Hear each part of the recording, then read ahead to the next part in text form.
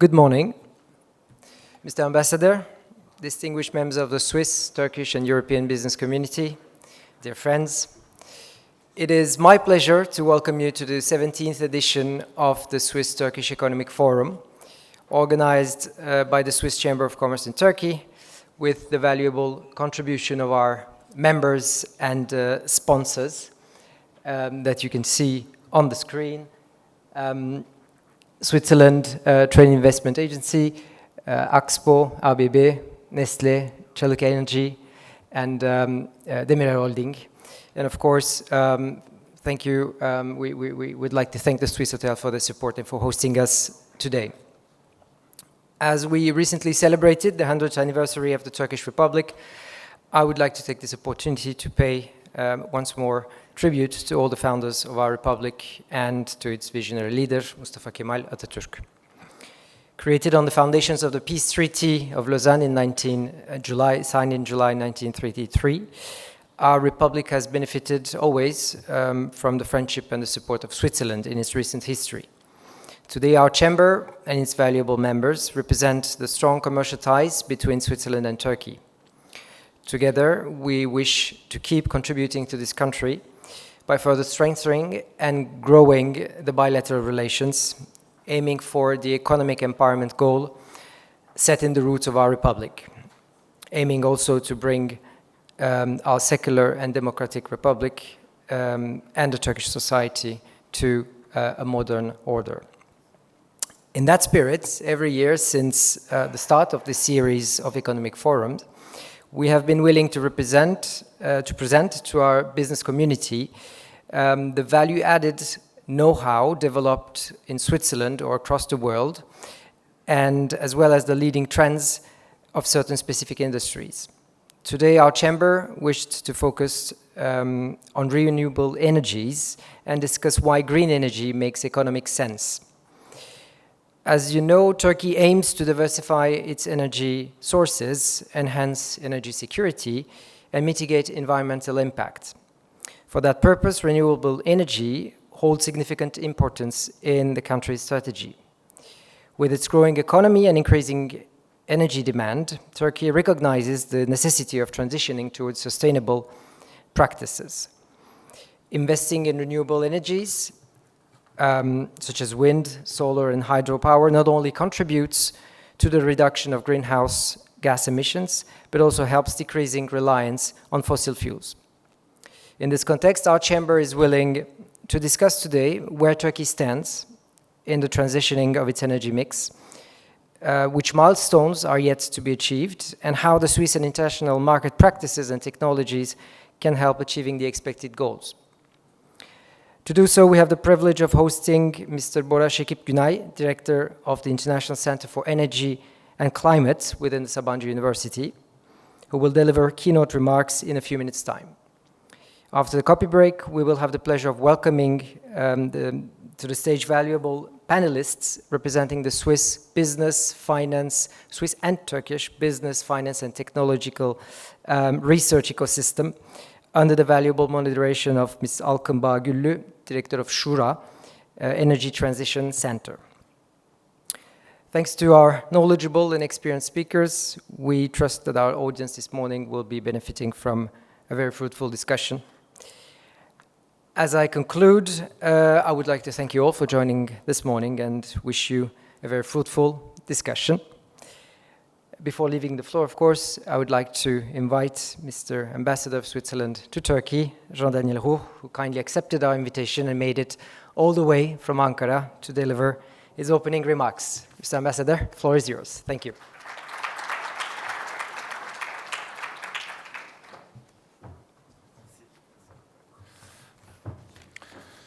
Dear Arpad, ladies and gentlemen, dear guests, don't worry, it's not such a pain to come to Istanbul from Ankara every week, or maybe every day sometimes, I would feel like.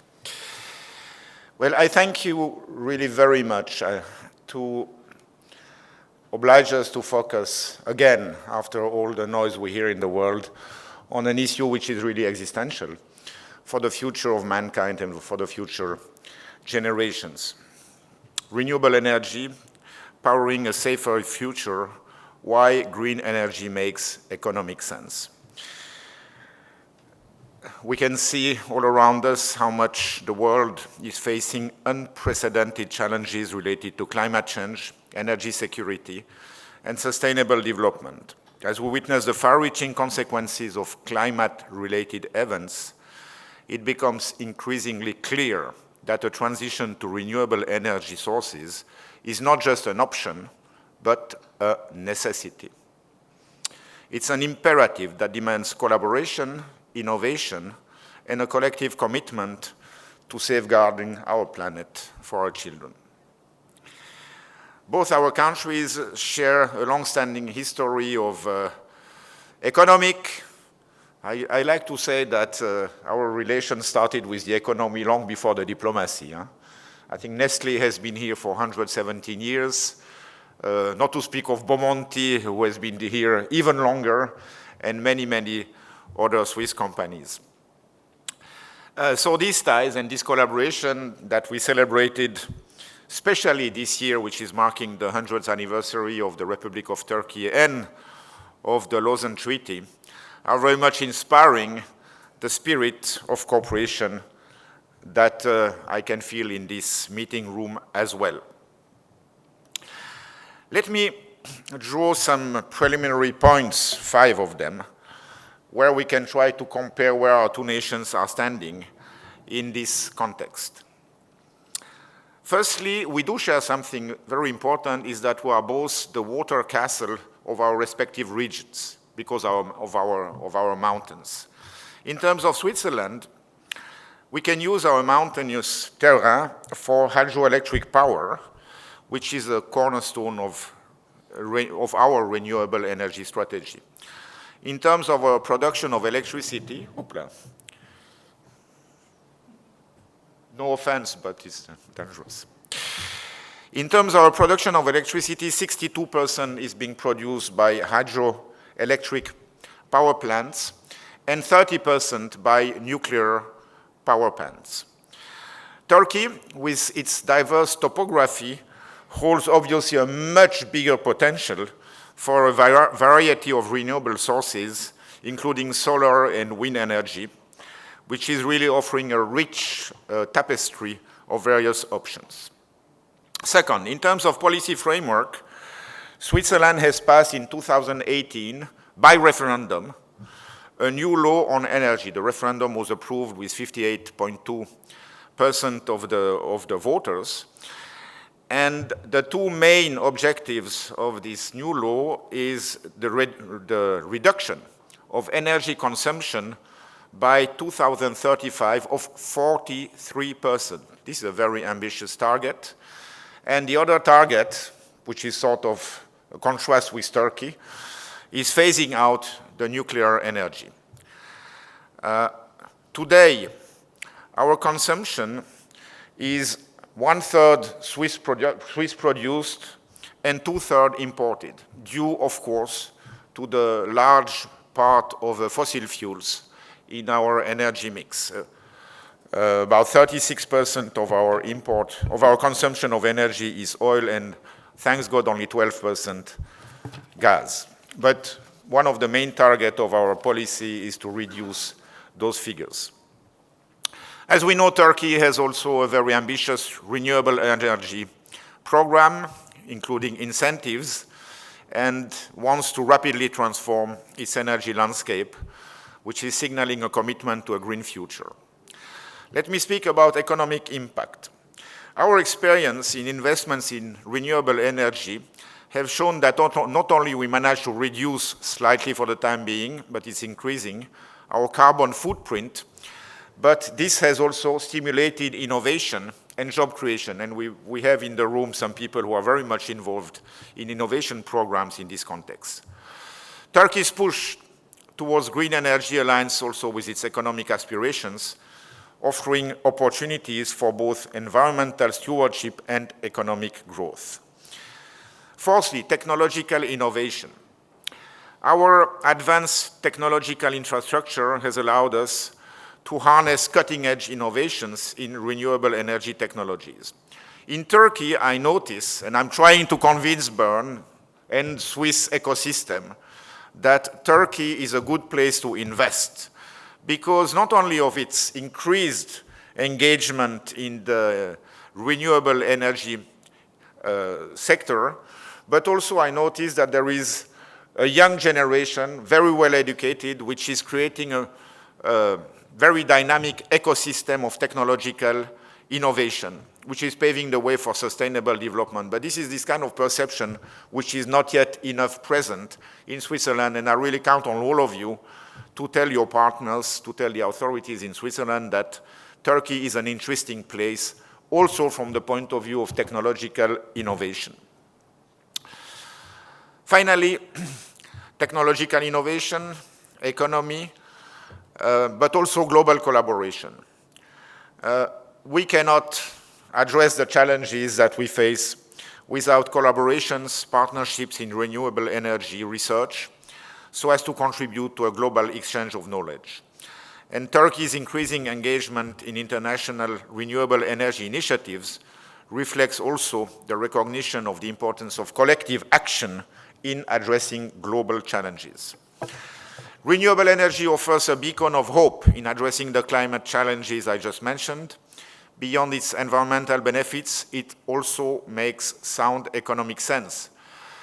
I think I have seen a figure that today there must be around 15 million jobs worldwide which are only on renewable energies, and of course this amount of jobs is growing every year. Switzerland, with its long-standing commitment to sustainability and innovation, has been at the forefront of the renewable energy revolution. As we share our experiences, we hope to inspire and foster a meaningful dialogue on how we can collectively harness the power of renewable energy to build a safer, more sustainable, and economically robust future. Thank you very much, and I look forward for a productive exchange of ideas. Thank you.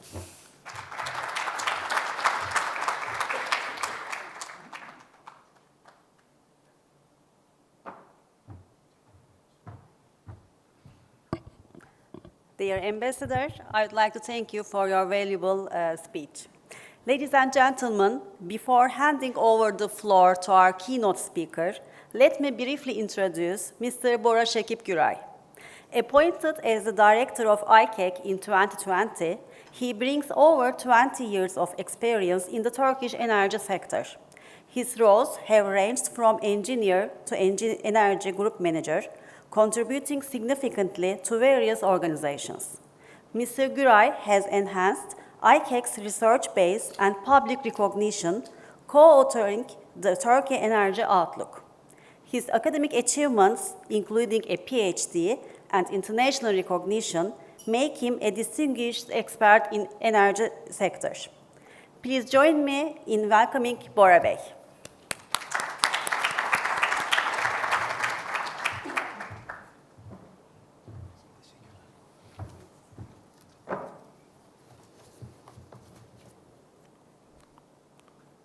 Thank you, Eda Hanım. Good morning, dear Ambassador, distinguished participants. It's a pleasure to be here with you today because this topic is of significant importance. Renewable energy. Why renewable energy is important for the world to achieve climate security and energy security simultaneously, and why Turkey has a great potential to advance renewable energy progress, to achieve energy security, to achieve its climate-related goals, and to benefit economically. So let me start with the global landscape. We all know the countries, regions are working hard to be in track with the 1 degree Celsius target, and that requires achieving net zero emissions around mid-century. And as you know, Turkey has also announced a target 2053 in this regard. This is challenging, but this will bring certain opportunities, and renewable energy is one of the opportunity areas to contribute to 1.5 degrees Celsius target. The second one, as Mr. Ambassador underlined, is energy security. A lot has been happening. Geopolitics, rising energy prices, volatility in natural gas prices, oil prices, and the security of critical minerals, especially emerging in today's landscape due to their importance in clean energy value chains. So how to secure the transfer of critical minerals from certain regions to demand centers. This is another challenge. So energy security paradigm is evolving. It's not only oil security now.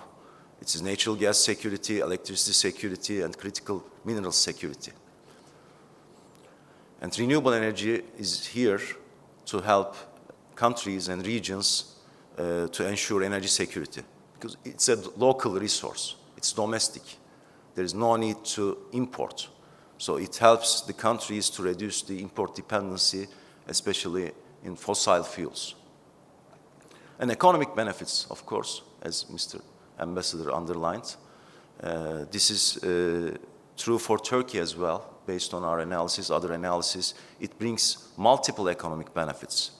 Job creation, synergies with other emerging areas like synergies with batteries, synergies with electromobility, and others. So there is a strong growth potential with multiple economic benefits for the society. And the key driver here is, as we observe, is the reduction in the cost of renewables. Now, solar and wind are very much cost competitive compared to other alternatives, fossil fuel alternatives. So it is now much easier to invest in that kind of technologies and resources, and this is good news indeed. Of course, we need to work hard to attract investments, to improve the investment climate, and there's a lot way to go in Turkey as well. But Turkey has established an energy plan, a new plan, which underlines the importance of renewable energy. We all know that Turkey is very rich on wind and solar. As underlined, we are a hydro country. Hydro contributes to around 20% of total power generation. Together with hydro, renewables, all renewables can now represent over 40% of power generation, above 50% of total installed capacity, but this is not enough. We have a higher potential, and our studies indicate that, other studies, Shura studies, all indicate that Turkey can meet about 2/3 of its power needs from wind and solar only. And on top of that, when hydro, geothermal, and biomass combined, roughly 85 to 90% of Turkey's needs can be met by renewable energy resources when around 2050, to be in line with the net zero target, and to do so by ensuring energy security. And let me remind you a few numbers globally.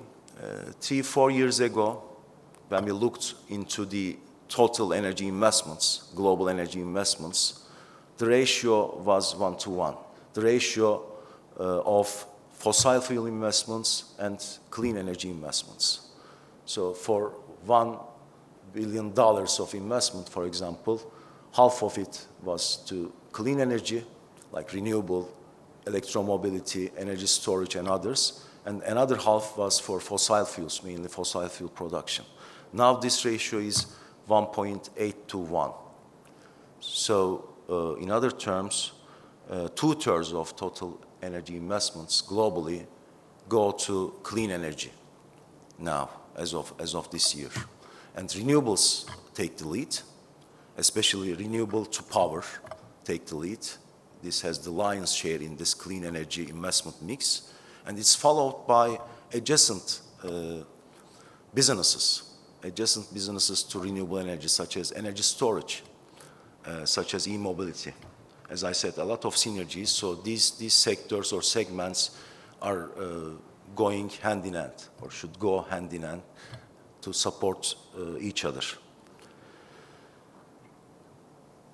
So let me go into a few details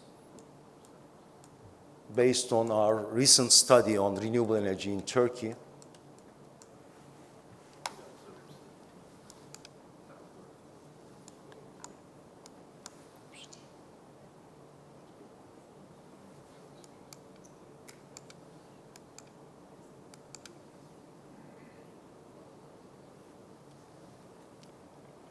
it's very quickly, there are a lot of analysis comparing today business as usual and the future, and we developed two scenarios. One of them is what we call as the high scenario, represents a high growth beyond the business as usual patterns or track, which is supported by policy frameworks, regulations, investments, technologies, and many others. And the other scenario is, as we name, a slow scenario. As the name implies, it's a slow progress scenario. There's not much speed up of the current progress in terms of installed capacity per year. So this is a comparison of the economic benefits. We quantified the economic benefits of renewable energy in terms of fossil fuel imports, how much gas and coal can be substituted by faster growth of renewable energy in the market. And the other one is the emissions-related savings, how much carbon dioxide equivalent gases can be out from the energy system by means of penetration of renewable energy. And these are converted to monetary terms based on certain price series to the future, carbon prices, oil prices, coal prices, and gas prices. And the key finding you see here, the high scenario invests only $800 million per year more compared to the slow scenario. So there is a need to invest $0.8 billion per year more to achieve the targets of the high scenario. But the benefits, Turkey can gain about $2 billion per year only for reduced fossil fuel imports, and the $6.7 billion per year due to the savings related to carbon and carbon pricing.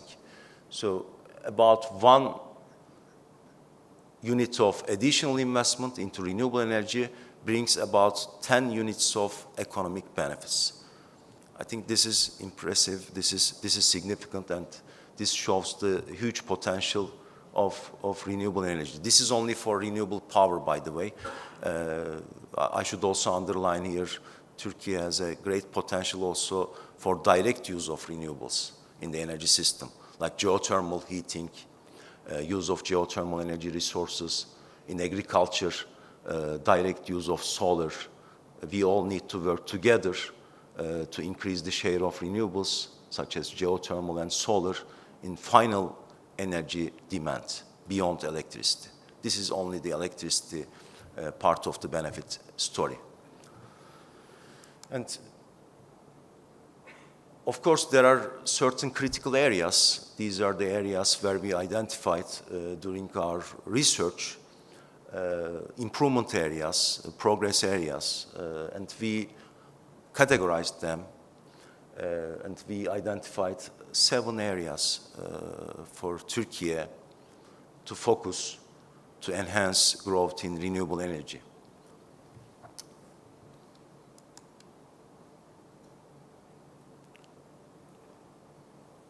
Details are all in the report. I will show you the QR code of the report. You may download the report. It's executive summary, a larger version of this slide deck, and many more.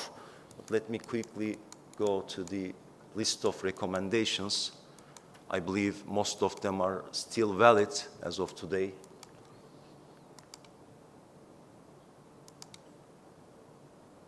So we invite all the stakeholders, the policymakers, investors, business community, technology providers, innovation centers, research community to work on these areas to show further progress for Turkey to achieve higher share of renewables with multiple energy security, climate security, and economic benefits.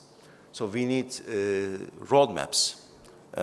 We believe we need detailed roadmaps for each and every type of renewable energy source out to 2050 with certain quantitative targets and to track the progress vis-à-vis those targets. As I said, we have now the National Energy Plan with solid targets out to 2050, especially certain targets and milestones for 2035. And this needs to be detailed, worked in detail to achieve progress in policy framework. The second recommendation is related to the development or evolution of the electricity market. We need a strong market, electricity market, to attract investments into wind, solar, and other renewable energy resources. So we emphasized further predictability. And I think we are in the right direction. The third recommendation, of course, the grids are the backbone of the power system, and grids are crucial to accommodate further wind and solar due to their intermittency. And we have now electromobility emerging in Turkey. This is intermittency on demand side, wind and solar intermittency on the supply side. So we need stronger, enhanced power networks, transmission and distribution grids, smart, digitized, enhanced networks to accommodate or support the growth in wind and solar especially. The fourth recommendation is related to technologies. Which technologies are critical to foster growth in renewable energy? Of course, wind, power plant related manufacturing capacities, solar manufacturing capacities. Turkey has achieved so much in this regard and becoming a regional hub and ambitions to go further. So we support these plans and programs to manufacture more renewables related capacity within Turkey. But also beyond that, of course, I think today's panel will also go through this topic, the energy storage technologies, batteries and others to support a more secure and clean energy system, a power system. And also green hydrogen opportunities, which are very much linked to Turkey's high potential in renewables, electrolyzer technologies and others. The fifth recommendation, as I underlined, there is also a strong potential in direct use of renewable energy in the system beyond electricity. So we should also look into the opportunities there. Again, a few numbers. As of today, only 5% of the total final consumption is based on direct use of renewables. It was 15% in 1990. But there's a big difference. This 15% was largely composed of traditional biomass. So we are modernizing, the energy system is modernizing, but there's no big share of biomass now. We have geothermal, we have solar, but we believe it is not enough. We can achieve 15% again from 5%. We can triple the share of renewables in direct use. And if we can manage to do so, the total share of renewables in electrification plus direct share of renewables in total final energy can be over 50%. So in sum, Turkey can meet over half of its total energy needs from renewables by 2050. And as underlined by dear Ambassador, the value-added opportunities. Renewable energy is a value-added sector, economic benefits, as we already mentioned. So we should seek for high value-added opportunities, especially in the Turkish industry, to enable the benefits of renewable energy. And last but not the least, of course, the human resources, the skills, these are quite important. We need to protect our human resources. and we need to develop a new set of skills and solutions to support the growth in renewable energy ecosystem.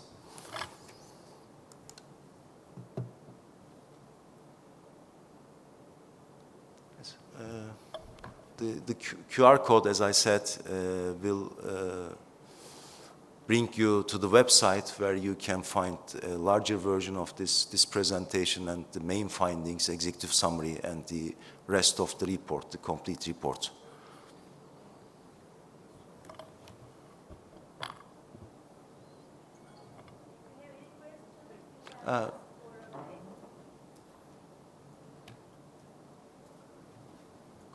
Yes, please. Where does Turkey stand in solar energy compared to other countries of the world? Where do we stand as Turkey?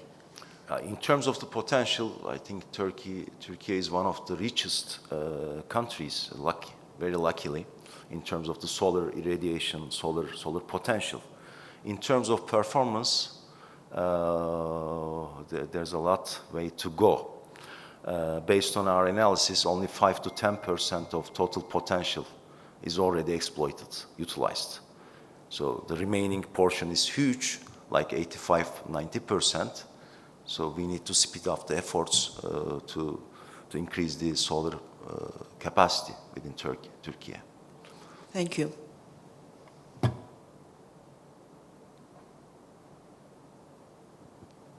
You mentioned about 85% of Turkey's electricity could be produced by renewables. Is that the generation, 85% of the total generation, or 85% of the capacity? 85% of the generation, actually. So it means it's a lot higher in terms of capacity, installed capacity. Yes, roughly 90%. You are right. Roughly 90% of the installed capacity. And of course, the rest, as we know, Turkey has plans to advance in nuclear power. So the rest, 10–15%, will be coming from nuclear power, mostly. To be in line with net zero targets and objectives. And of course, we'll see the evolution of coal and natural gas within the power system in the future.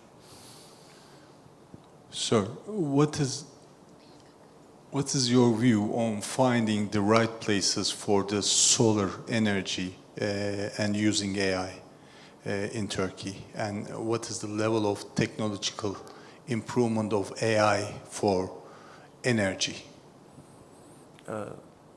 AI in general, what we hear as recently, this is a hot topic as far as I can see within Turkey. There's a great potential to apply AI, not only in solar power, I believe, in each and every segment of the energy system. And this will very much be linked to electrification, first of all, from my perspective, and grids. I think we should look into the power grids and to find ways to improve the resilience, flexibility, stability, all the technical criteria to be satisfied. We should employ AI more and more. And for renewables, the prediction of the potential, not only solar but wind, I believe, will be very critical. The prediction of the potential is one big area, I believe, and the other one is the prediction of the future performance of the plant or the generation units. And another area is how to benefit maximum from the operation of these assets. So the asset optimization in terms of the market reality, market prices, market behavior on one side, because these are, in the end, these are selling to the market with a certain price, or the price may change in the market. On one side, optimizing the outcome to maximize the financial economic benefits. And on the other side, as you said, predicting the potential or predicting the generation for the near and even longer future. How much solar, how much wind will be available on site for the generation unit to produce that much electricity. So to adapt to the weather conditions, climate conditions, and adapt to the market conditions. And I believe this is a good optimization problem, and AI would very much be helpful in that. Hello. Thank you for the presentation. My name is Zeki Cansamlı from Paksoy Law Firm. I have 1.5 question, if you allow. You briefly mentioned about nuclear, so I want to hear your thoughts about nuclear energy, and do you consider nuclear energy as part of that 250 gigawatt of renewable? Of course, it's not renewable, but do you consider it as a part of clean energy? And do you think that it could help achieving the net zero target globally or regionally? And the second one is about the storage units. I have seen some public, let's say, opposition against some storage unit facilities because the population around the facilities think that the chemicals in the storage units might be harmful to the public. So what should we do to change that perception, and do you agree with that perception? Because I have seen some oppositions to the EIA reports for that storage units as well. So even if you try to do some solar power plant projects, local population might be hesitant because they don't know what it is or they don't know the harms of it. What do you think we can do to, change those perceptions? Thank you. Thank you. The first question, a short answer is yes, because nuclear power emits no greenhouse gas emissions. So it's part of the clean energy concept, clean power generation mix globally and for Turkey. The second question, the topic of energy storage and batteries, this is a new topic for Turkey. This is quite exciting for all of us, I believe, because these are essential to support the growth of wind and solar power. And as all the new areas, I think we should also focus on public dissemination information activities to learn from the best practices, because that kind of storage facilities are already deployed in many parts of the world, not only in Europe, North America, China. So there's a sizable storage capacity at the moment.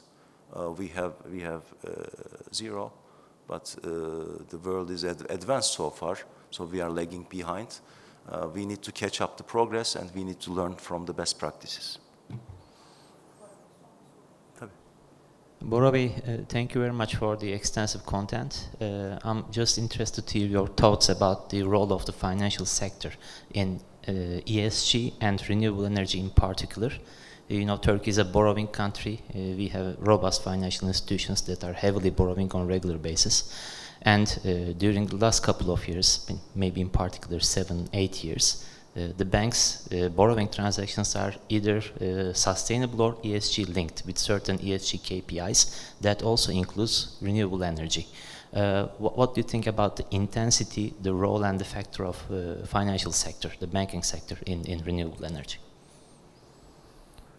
So I think the panel will go into the details. We have a strong panel to follow us, but financing is a big challenge nowadays in the energy sector, and we need to attract more finance to the renewable energy.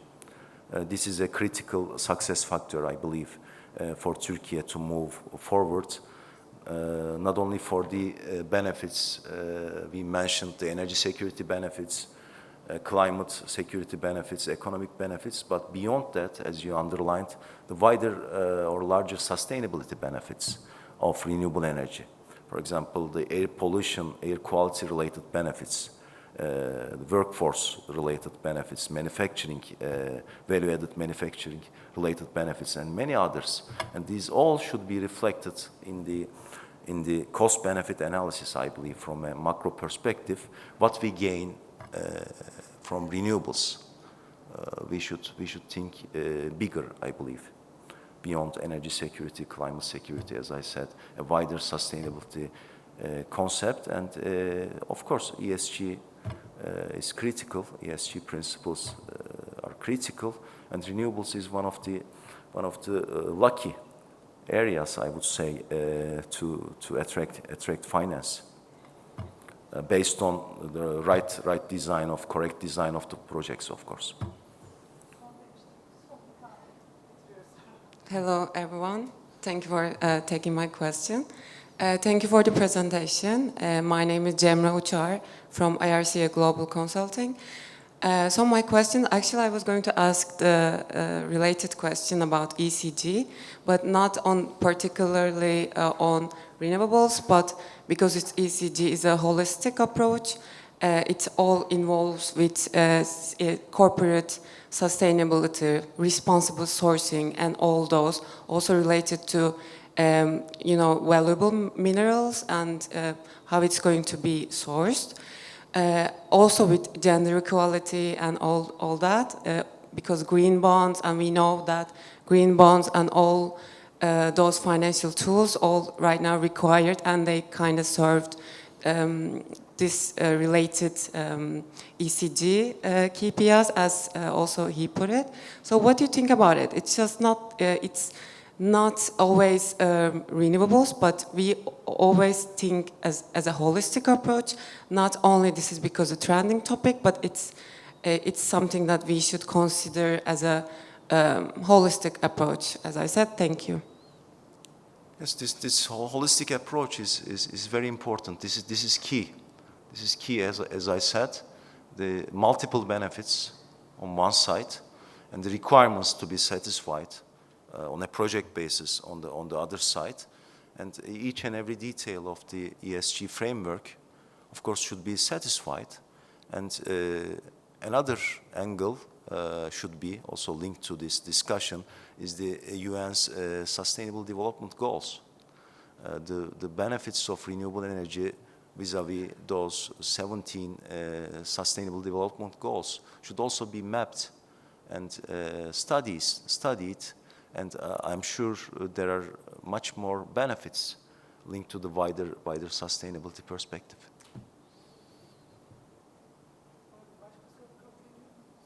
Zamana bağlı. Zamana bağlı.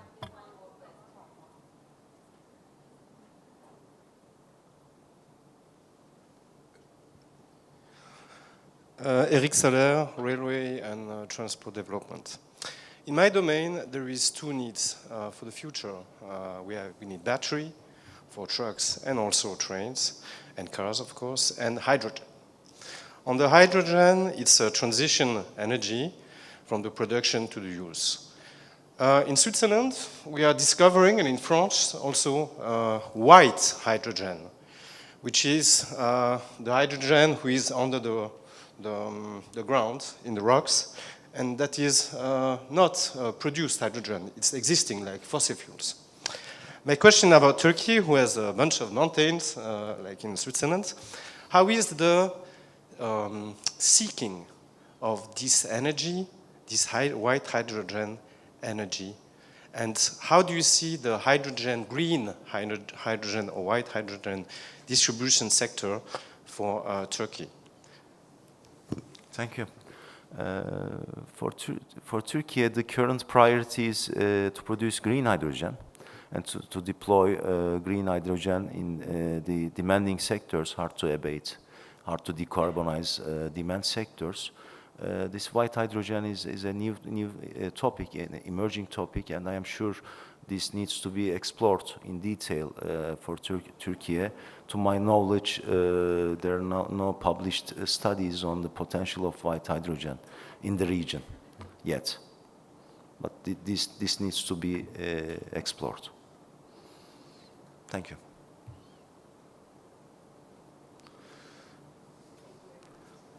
Thank you very much. Thank you. Thank you.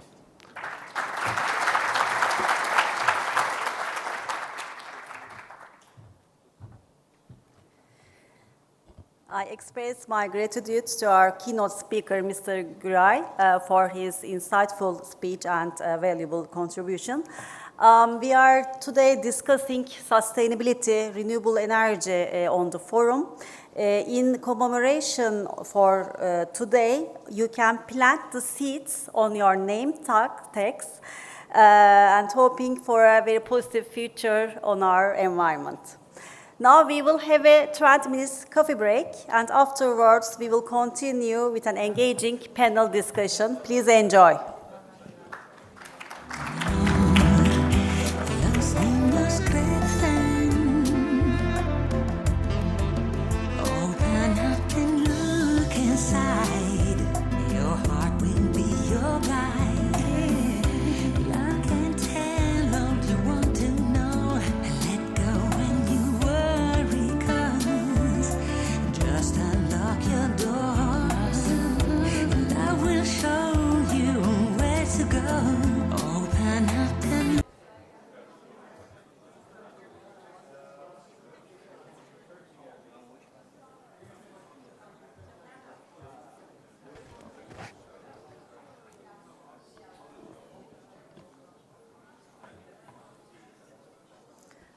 Dear distinguished guests, welcome back after the refreshing coffee break.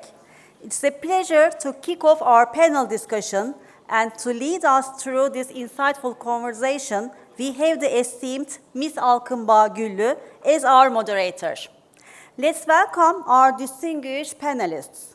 Ismail Çıldır, General Manager of Axpo Türkiye, Dr. David Reber, Ambizione Group Leader, the Materials for Energy Conversion Unit of the Swiss Federal Laboratories for Materials Science and Technology, EMPA, Canan Gürsel, Project Finance Unit Manager at Türkiye İş Bankası, Önder Akar, CEO of Smart Pulse Technologies. Before we begin our panel discussion, allow me to provide a brief overview of our moderator's impressive background. Alkım holds a bachelor's degree in international relations from ODTÜ, and her journey includes roles in the defense industry, British Council, and significant contributions to the renewable energy sector. Notably, she played a key role in installation of 700 megawatts in wind power. We are honored to have her guide our discussions today. Thank you very much.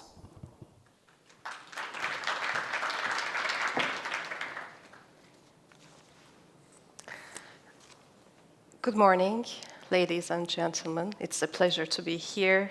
Welcome to our panel. Today we're going to discuss renewable energy and actually how it makes economic sense with our distinguished speakers.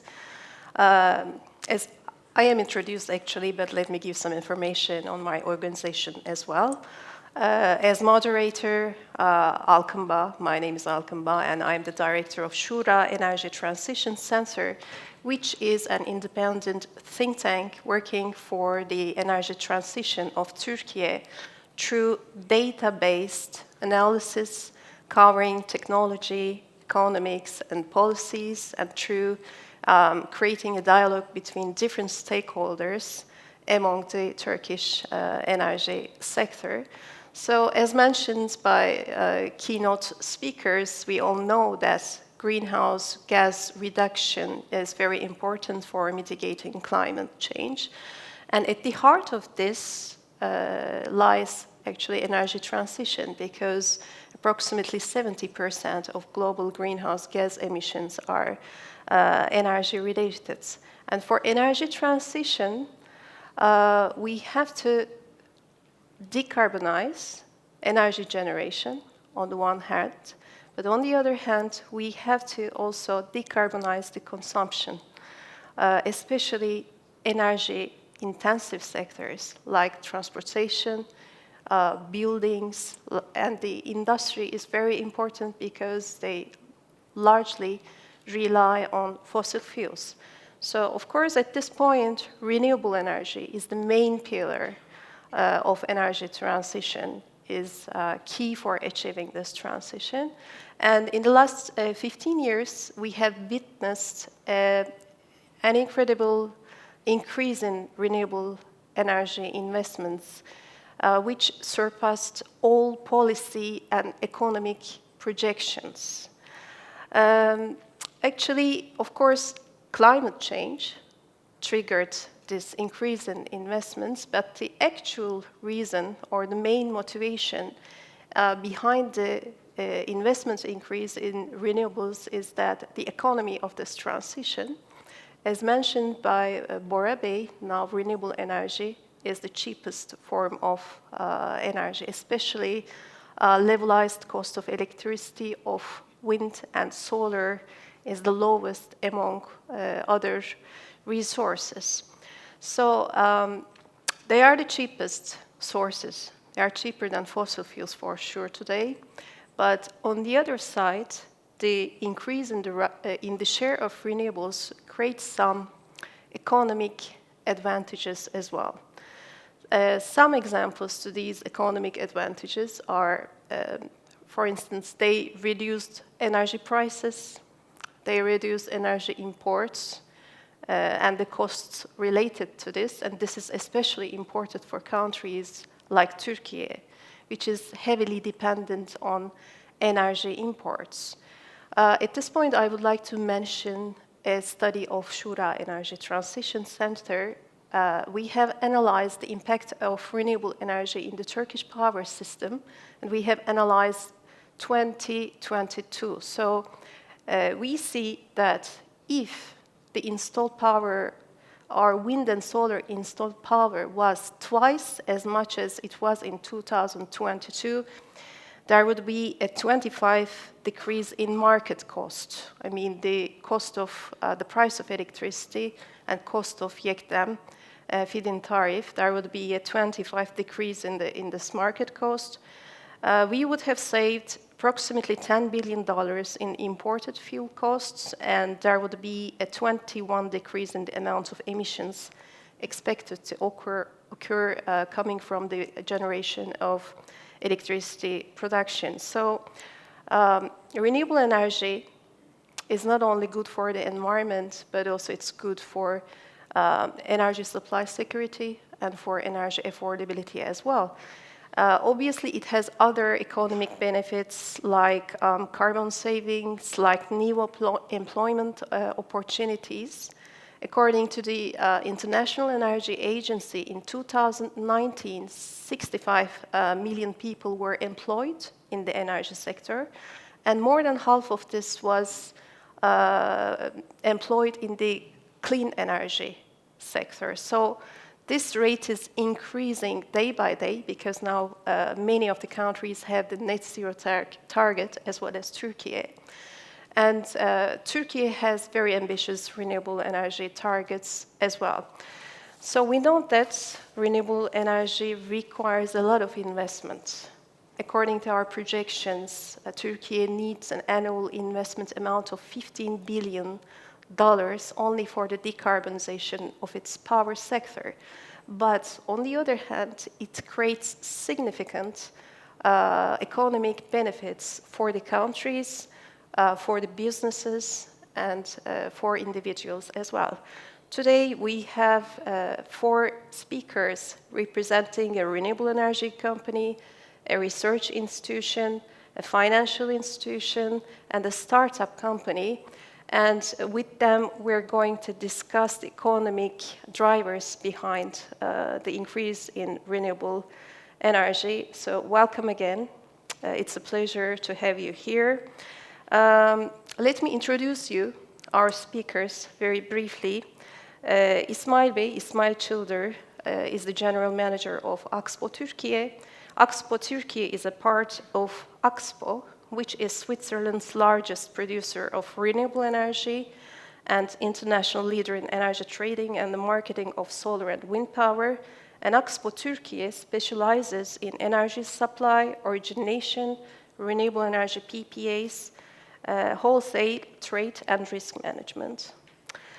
Then we have Dr. David Reber from the Materials for Energy Conversion Unit of the Swiss Federal Laboratories for Materials Science and Technology, EMPA in short, right? And EMPA is a research institution with a mission to solve industry-relevant challenges for sustainable energy conversion and storage technologies. Our third speaker is Canan Gürsel, Project Finance Unit Manager of Türkiye İş Bankası. So today we're going to talk about the financial aspects of this transition. And finally, we have Önder Akar, CEO of Smart Pulse Technologies, which is a startup company that aims to change the traditional energy planning methods through algorithmic trading with machine learning support. So I would like to start with Ismail Bey as an investor. Ismail Bey, what do you see as the primary benefits and economic advantages of transitioning to green energy sources for businesses? What are the opportunities and challenges within the Turkish context? Thank you. Dear ambassadors, dear guests, if you give me a chance, I want to thank you coming to here. And more importantly, I want to thank Mustafa Kemal Atatürk, who is the founder of our republic. Without him, growing up in a small city and in a very average Turkish family, I wouldn't be here talking to you. I'm pretty sure this applies to majority part of the people here. So I want to thank him again in front of you. As you know, all over the world, energy, renewable energy, green, wars, volatility, commodity, all of these terms used multiple times. Sometimes people understand it carefully and in details. Many of them, I think that misses the big picture. So I'm also trying to explain how I see on the overall picture. First of all, let's go back to 2007, where I was working as an analyst in a consulting firm. One of my assignments was a project feasibility of a natural gas-fired power plant. In that power plant, they want to build a CCGT, which is a natural gas power plant. In that times, it was fantastic, not only for Turkey, but for all Europe. On the pricing side, since I was just junior, I asked what kind of pricing we shall put. We used an external consultant, and they just put the prices, increased starting from some number, increasing every year with some inflationary figure. Well, as a junior, I was suspecting, is it that much easier to forecast energy prices? Because a lot of unknowns. How can we make sure that the prices increases that much? So the price and the project becomes feasible. At that time, I think I was right, because if I check what we put for 2023 versus what the reality is, almost 1/4 difference. So the current market prices are around, let's say, $70 per megawatt hour. I think last year we ended up with around $200, $250, almost $300 per megawatt hour. So this shows this is a dynamic market where you can try to forecast things, but you can fail badly. In a zero-cost generation environment, if you fail badly, then you can still survive. But natural gas-fired power plants, coal power plants, nuclear power plants, where the fuel cost and the other operating costs are quite high, if you fail, then that would mean quite terrible for the business. That's the reason why all over Europe, the energy market shaked in the last years, because this is definitely not profitable, fossil fuels I mean, and not predictable, and not successful. Again, back in the times of 2007, the renewable power plant investors, again, did forecast errors, but they turn out to be correct in a way that they are still generating money, and they are generating still success to their businesses. Now, I must also explain what's happening in the commodity markets. Last year, Russia versus Ukraine challenges. This year, Israel versus Palestine challenges. These are not some rare events that happened in the past. These will happen in the future. I don't know what will happen. I don't know what kind of things will happen in the future, but things will happen in the future. And hopefully or unfortunately, however you want to see, whenever those kind of things happen, the first thing hit are the commodity markets. When I say commodity, I mean coal, oil. And whenever these are hit, assume the very first ones hits are natural gas and electricity prices. And as industries which are quite dependent in these commodities, even the households which are dependent in these commodities are pretty much damaged by these price volatilities. Just to give you an example, after the Russian and Ukraine war, electricity prices in Europe, in some times and countries, increased tenfold, 10 times. Natural gas prices in some months and in some countries increased 20 times. And if you have an industry which is quite energy intensive, you can imagine you are paying $1 million a month for energy bill, then suddenly you pay $10 million. And for the natural gas, you pay $2 million, and somehow you start to pay $40 million. What's the consequence? Either you stop the operations, or you do the production by deleting your profits, or even make losses. So that was also one of the drivers why European Union is suffering right now. Also, as the commodity prices increase, households are impacted, industries are impacted, this clearly hits the inflation. That's also the number one reason why we in the EU and in globe, we have the inflation problem right now. To be honest, if governments cannot solve this energy volatility and price impact issue, this will continue to hit. Maybe you are imagining where I am trying to come. Governments and companies realize this fact very much carefully. That's why they want to invest in energy resources, energy generation facilities, where they do not want to have this volatility. So a war in somewhere must not impact Austria, Germany, Turkey, Switzerland. But EU and also Turkey was so dependent on, for example, Russian gas, that when Russia stops the gas deliveries, everything explodes. And think about this. Natural gas from Russia to EU looks like this. There's energy in Russia. They just bring the energy to EU, and they just convert this energy to electricity. This is so much being dependent on someone else. EU was dependent almost 40% to natural gas. And can you imagine, for example, in your finance, you pretty much depend 40% in some person or a business.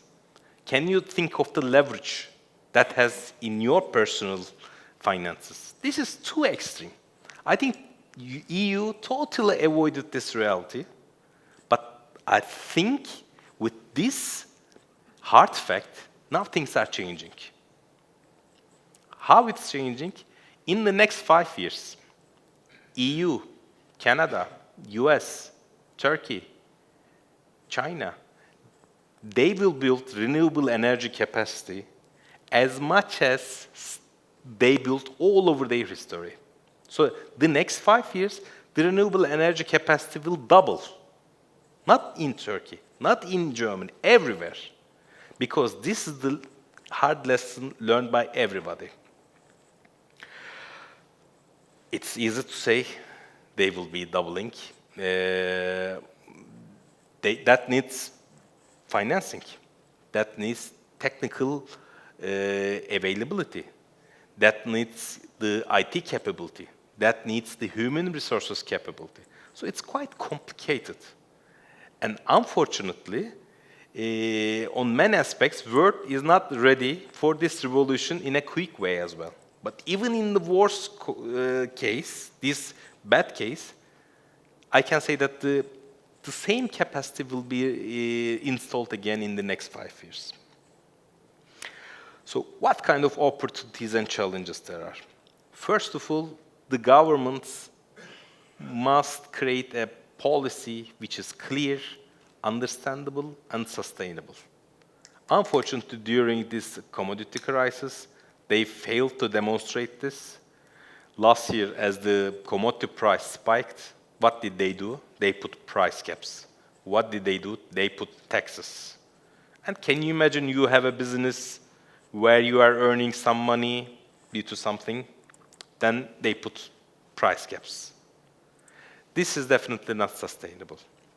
Maybe in the second round, I also explained some other ideas and opportunities, but let me stop here and give the floor to maybe next speaker. But to conclude my speech, next 5 years for sure will be interesting for businesses, investors, for any perspective and from any angle for the renewable side.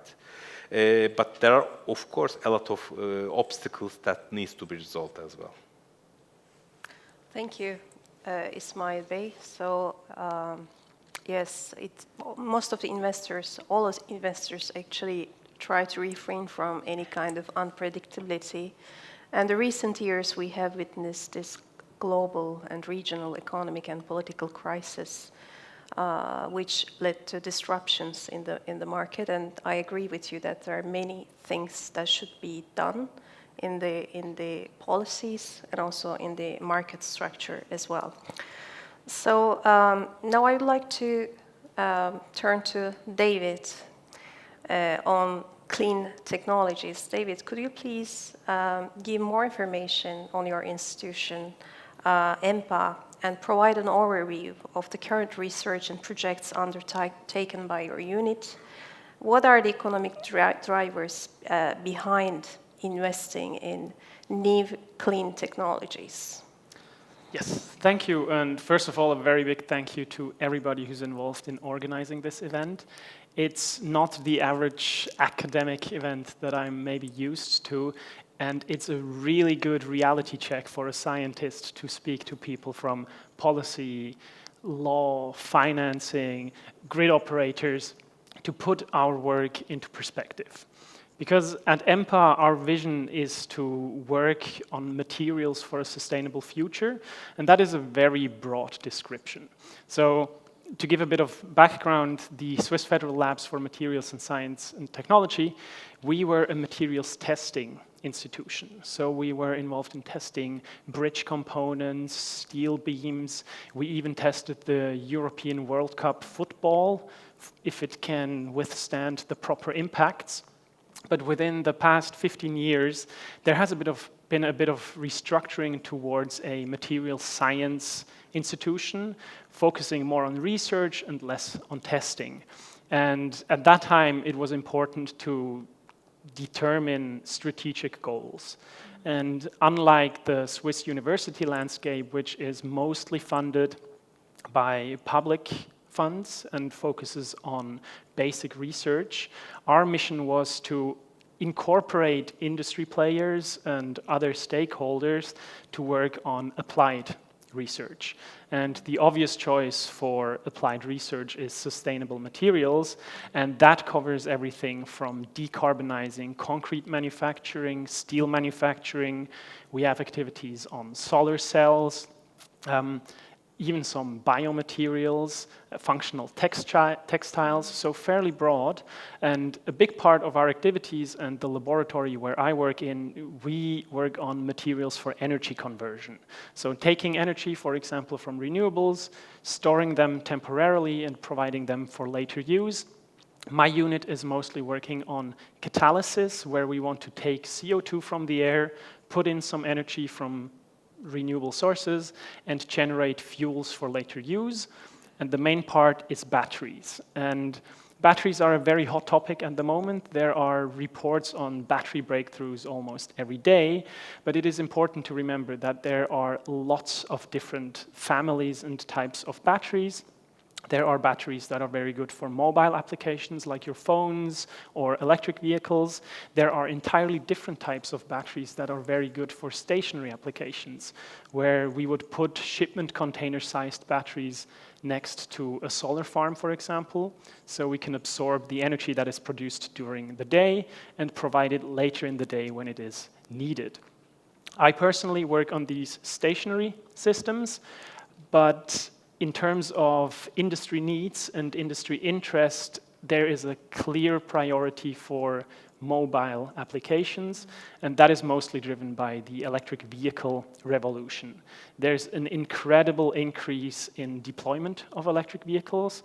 I'm sure you have noticed that there were a handful of companies that manufacture electric vehicles, and by now it's an entire forest of stakeholders in this entire value chain, and hence most of the battery interest is in typically lithium-based chemistries. They have advanced very far, and maybe a bit of background about lithium-ion batteries. They were developed in the late 70s, early 80s, motivated by the oil crisis. So funded by an oil giant, the first research into lithium-ion batteries was considered a potential option to get away from oil and towards electric mobility. That took a severe hit for the past 20, 30 years, but we're coming back around, and the technology has matured quite a lot. So as EMPA, we are a federal institution, and only part of our funding comes from public finances, and we have a lot of collaborations with industry partners, foreign universities, and for us, we could not do our research without the collaborations, and hence it is also very important for us to realize what potential collaborations there are. So I can talk about fancy molecules for days, but if they are not scalable or rely on materials that are difficult to come by, such technologies will never lead anywhere. So the research community has to be aware of what are the real-world needs, what is bankable, what is scalable and sustainable, and I'm very excited to learn about that today, because when you talk to other academics, you get sidetracked really quickly, and it's all about electrochemistry usually, but I'm excited to learn today. Thank you very much. Thank you. Thank you very much, David. So yes, the green energy ecosystem requires a lot of investments, not only on the renewable energy generation, but on electric mobility, on grids, on different flexibility options as well. And apart from the, as you say, apart from the technical perspective, bankability is very important. And at this point, I would like to turn to Canan to have her ideas on the financing part, especially the financing of renewable energy projects. So, Canan, what is the approach of İş Bankası for the financing of these projects, and how do you evaluate the regulatory and policy challenges in the sector from the financing perspective? Thank you very much. Well, I'm a bit ill today. Apologies in advance for any inconveniences. I'm honored to participate in this meaningful event on these days that we refocus attention on energy security. Clean energy offers the lasting solutions on our energy and climate challenges. Due to its geographical location, Turkey has a significant potential in electricity generation. As of September, we reached at 105 gigawatt installed capacity. 53% of it is renewable. I believe that we will take the lead in the energy transition and the renewable installed capacity. This is possible with good policies, good investments, and exact financial instruments. İş Bankası has always been financing the energy sector and supporting the energy policies of our country. The total loans we extended to the private sector in Turkey for the financing of the renewable energy projects reached at $6.5 billion in total. 42% of our current project finance exposure is comprised of energy loans. Around 75% of it is renewable. The energy sector in Turkey is strictly regulated. In recent years, due to the changing dynamics of the electricity market and global economic developments resulting from factors such as the pandemic, the military conflict, climate crisis, and green energy transitions, the market has taken on a position that the regulatory authority intervenes more. We believe that we understand that some regulations are necessary in the short run, just like the resource-based price cap. However, we think that the permanent regulations interrupt the market dynamics, so we believe that the market should find its own way. As you all know, there has been a significant improvement in the renewable energy investment in Turkey with the introduction of XVII. XVII is the biggest support item provided to the investors on renewable energy. The importance of XVII stems from the fact that a guaranteed purchase price is provided to the electricity producers for a certain period. Additional advantages are also provided in case of the local component utilization. With respect to the financing, this dollar-based price mechanism made the investments highly feasible and bankable. The investors' interest and the financiers' appetite stimulated the growth in the renewable energy installed capacity up to around 100 gigawatts until mid-2021, from 38 gigawatts in 2005. The end of the dollar-based guaranteed price and the introduction of the Turkish lira-based new tariff resulted in a sharp slowdown in the renewable energy investments. The new price levels were low and the base price wasn't determined.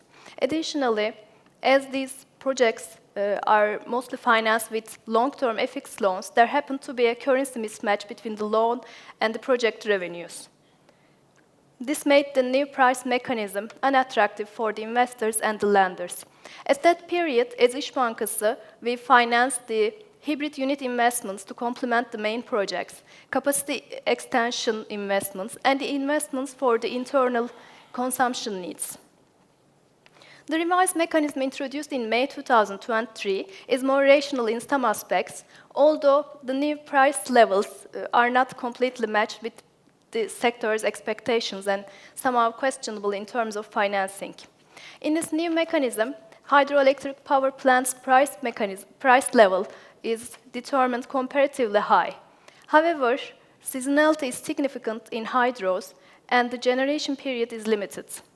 Taking into account the climate change and droughts, the electricity generation of hydros are far below the projected levels. In our hydro portfolio, as İş Bankası, we face with repayment problems. In some cases, we had to consider restructuring. In some others, the repayments could be affected by sponsor supports. Therefore, the desire to finance new hydros wouldn't be strong on our side. Geothermal energy investments are critical in terms of energy security, since they work as baseload power plants like thermal plants that we aim to phase out gradually. The availability and capacity utilization rates of geos are very high. Although our expectation for the geothermals was a two-digit price level, but determined lower than that, geothermal investments are still feasible to finance. Well, considering the new tariff, the equity ratio, equity contribution, has to be higher than the previous financings.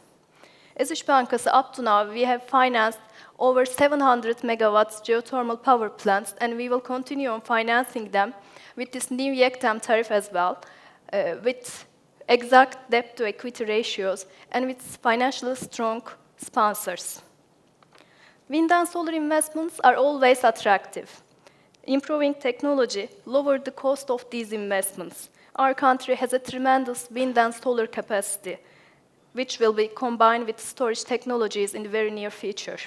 If we need to compare wind and solar, the equipment financing and multiple ECA solutions enabled wind projects with a lower financing cost than solar projects. On the other hand, the solar PVs are mostly imported from the Far East, where the financing options are relatively limited. This necessitates higher equity contributions in solar projects. Considering Turkish banks' cost of funding, in order for us to finance these renewable investments with lower interest rates, lower margins, we need to access the foreign funds specifically allocated to these renewable investments. Well, regarding the offshore wind power plants, besides the project cost, the O&M costs should be analyzed carefully, and the investors should make sure that O&M costs are manageable during the lifetime of the project. The storage investments are also critical in terms of energy security, availability, and also they are a potential tool to regulate the electricity prices. The investors should make sure that the selected technology wouldn't become ineffective within the next few years, so the developments in the technology should be closely followed. In terms of financing the sole storage technologies, it's not feasible solely, therefore, we make consolidated feasibility analysis with the main project. In either case, projects including battery investments require high equity contribution. With the European Green Deal, the EU aims to reduce its carbon footprint and become carbon neutral by 2050. The companies exporting to the EU are also expected to reduce their carbon emissions and become carbon neutral.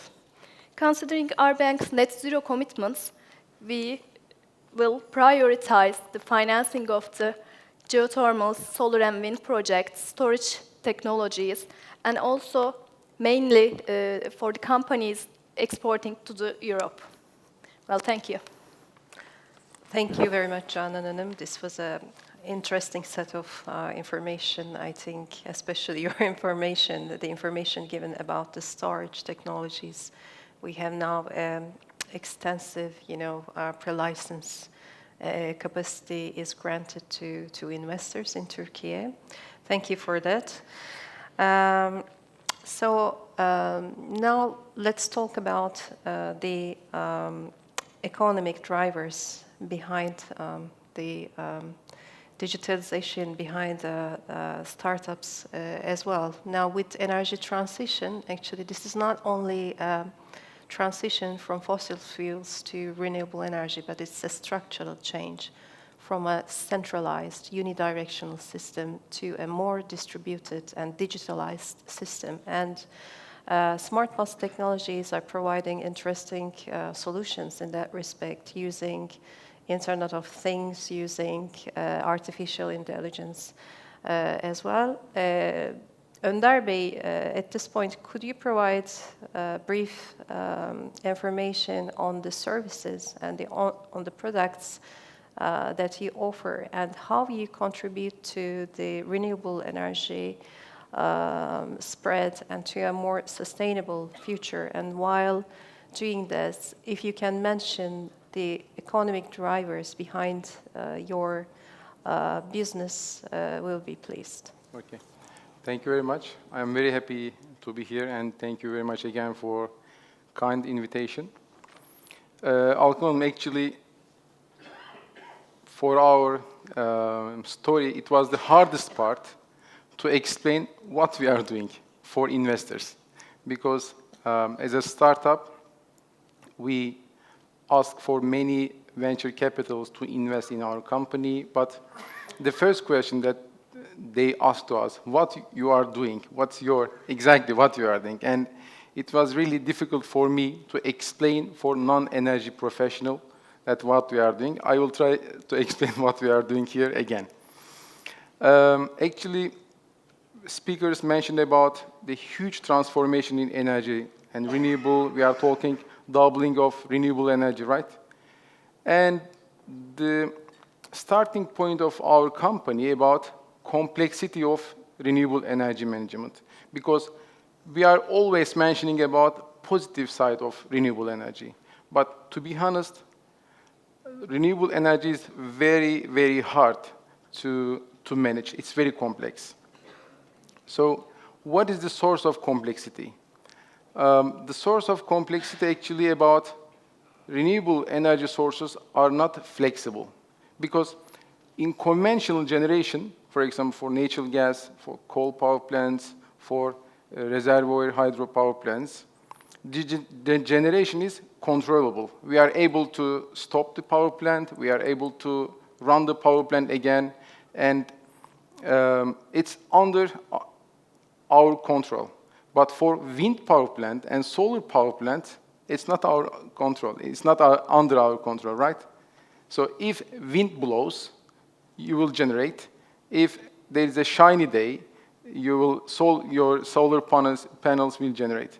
So this is a huge problem for grid operator, because electricity, unlike other commodities, cannot be stored for very large scale. Of course, now we have technologies for storage technologies, but for very large scale, it's really hard to store the electricity.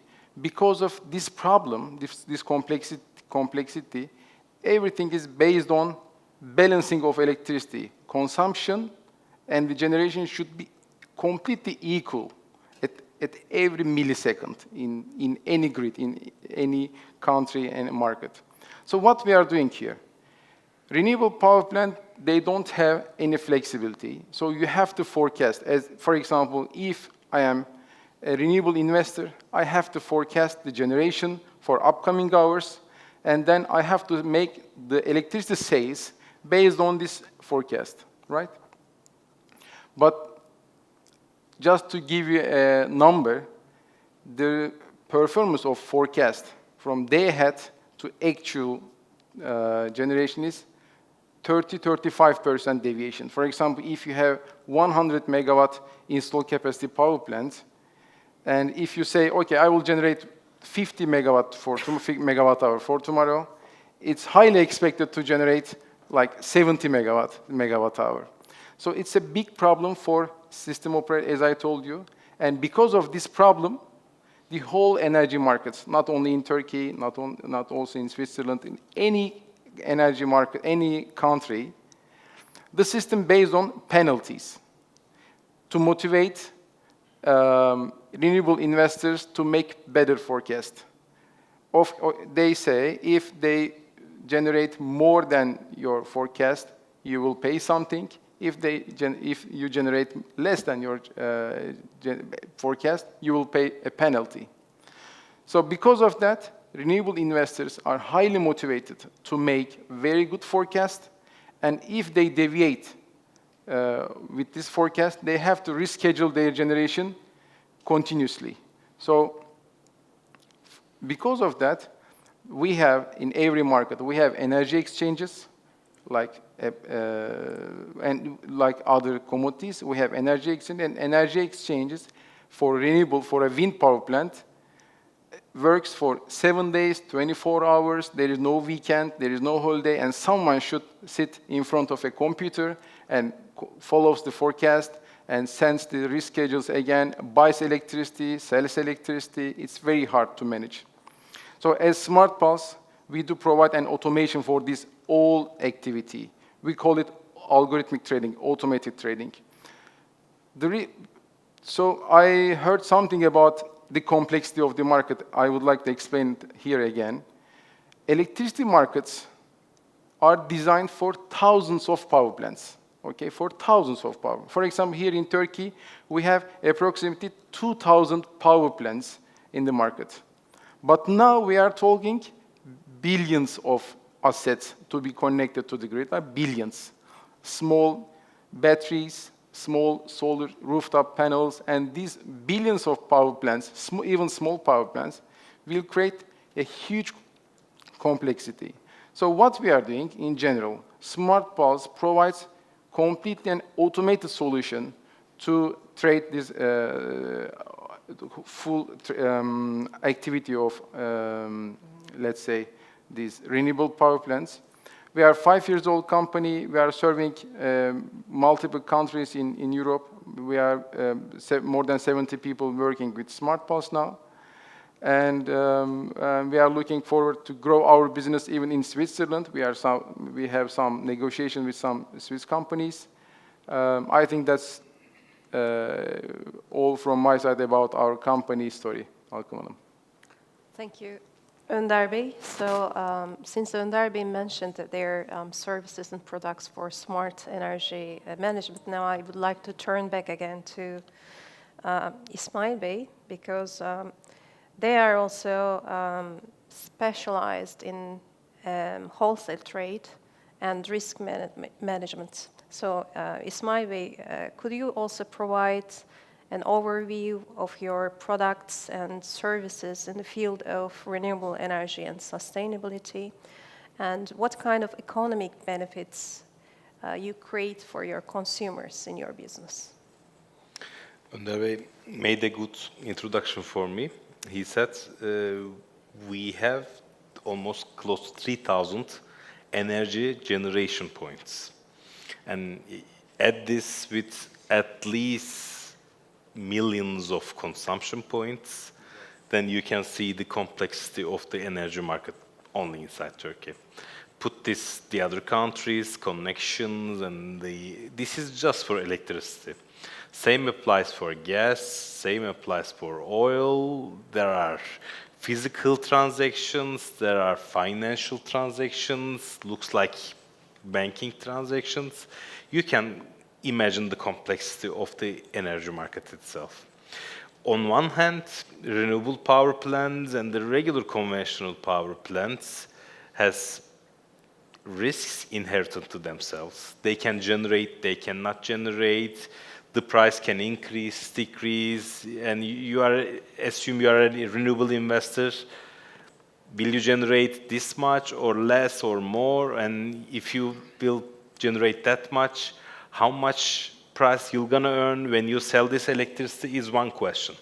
And assume you are a consumer, which anyway in this room everyone is a consumer in their homes, and also major of us as industrial factories and everything.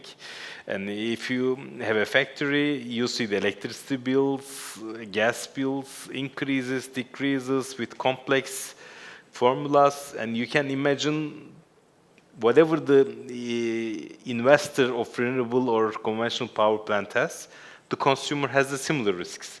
Because if the price increases, then maybe someone benefits, but then the other one gets the damage.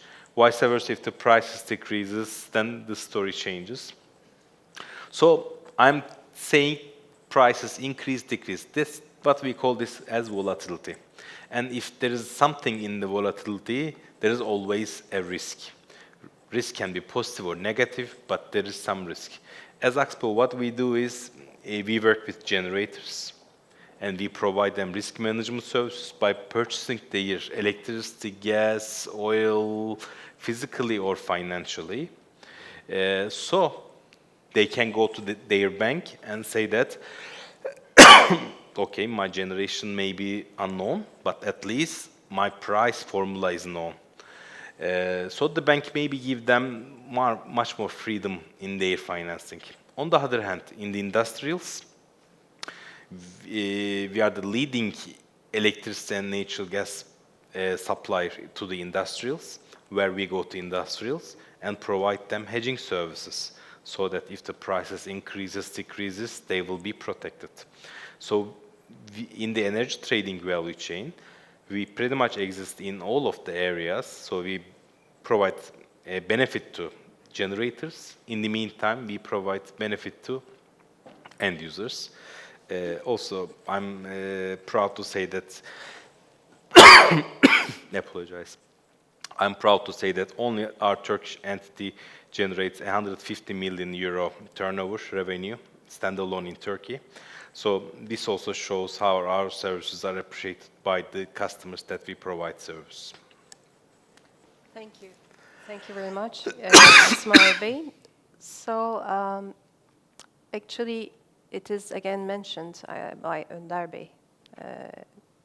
When we're talking about renewable energy, we have to give utmost importance to grids as well, because the investments that we're talking about in clean energy, most of them goes to renewable energy, but also almost an equal share is going to the grids to certain flexibility options. And David, now, since you're working on the storage technologies in your institution, I would like to ask you, what are the storage technologies and specific materials that you find most exciting for future developments, and why?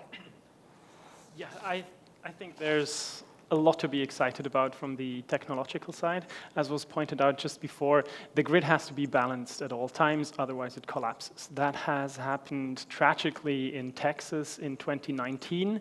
Was a very good demonstration of a grid not being prepared for unforeseen events, in this case, a 7-day winter storm. And lithium-ion batteries are at the moment dominating the battery energy storage system market. Global energy storage capacity is about 93% pumped hydro, and most of the rest by now is lithium-ion batteries. But the demand for lithium-ion batteries is entirely driven by the electric vehicle industry.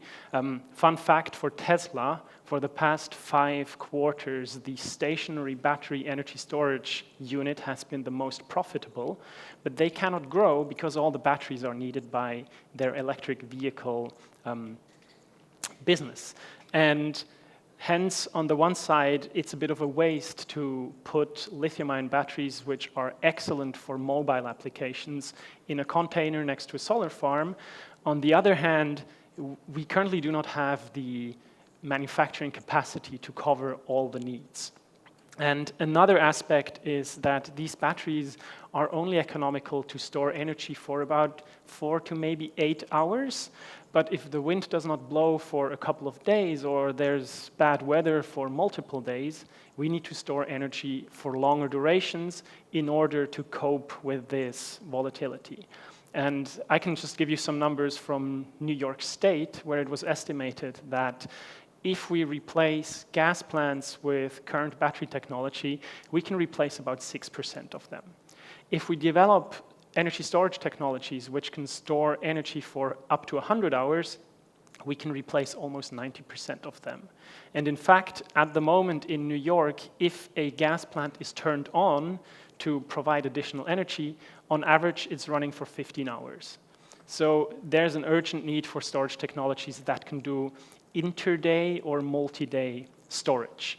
And here I'm now quoting Professor Sadaway from the Massachusetts Institute of Technology. If you want to make it dirt cheap, make it out of dirt. And lithium is not dirt. It's a very valuable commodity. And also some of the other minerals and materials that go into current battery technologies, they're highly valuable. No surprise, the industry is growing very rapidly, so there seems to be a financial incentive as well. But if we go towards storage technologies that can address these longer duration applications, if we discharge our battery once a day, we earn money once a day as a battery operator. If we maybe discharge it once a week, or maybe only once a month, there's a high risk to not make any money from providing this asset. So the asset itself has to be incredibly cheap. Mm-hmm. And for that segment of the battery technologies, which is something that I'm working towards, we really have to investigate cheap and abundant materials. Geopolitics is another aspect. Raw materials are not homogeneously distributed all over the world. They're very localized. But if you think about something like iron or rust, it's available almost everywhere. You can't go any cheaper than digging out rust from the ground. So iron-based chemistries, in my opinion, are very interesting for these longer duration, large-scale applications. But these will never be any good for your phones or for your cars. So in these mobile applications, I can tell you lithium-ion batteries are going to stay. They're going to stick around for 5, 10 years. There's a lot of, let's say, incremental improvements to their performance, to their safety, to their lifetime, but their unique property is the very high energy density. You can store a lot of charge in a small volume, so it's good in a phone, it's good in a car. And if we look at these larger scale stationary applications, we have to go cheap. And I'm excited to investigate iron-based, chromium-based, manganese-based materials. And there's an exciting research community that's working on carbon-based materials with the somewhat motivated idea that we could suck out CO2 from the air and repurpose it into chemicals that can be used in energy storage devices. And I think these cost-motivated chemistries are key to develop cost-effective technologies that can compete in these markets as well. Thank you. Thank you very much, David. This was very, very interesting, actually. So Obviously, we have some challenges when we're talking about the proliferation of renewable energy. We're talking about critical miners, we're talking about supply chain problems, and research on these materials is very, very important to overcome these challenges as well. Now I would like to turn again to Canan Hanım, sorry, for the financial perspective. Canan Hanım, so what key considerations or criteria do you prioritize when financing renewable energy projects in the context of your bank's sustainability goals? And particularly, how are you managing environmental and social risks in lending? Thank you. Turkey's net zero emission targets are all our targets. As İş Bankası, we aim to go beyond our net zero commitments through our responsible banking understanding. Increasing renewable energy investments is a priority in Turkey's energy policies, as set out in many strategy documents, including the Turkish National Energy Plan, covering the period until 2035. As İş Bankası, we support green and sustainable development by providing financing for the transition to a low-carbon economy with renewable energy, energy investments, and resource efficiency investments. İş Bankası is one of the pioneering institutions in financing the renewable energy investments in Turkey.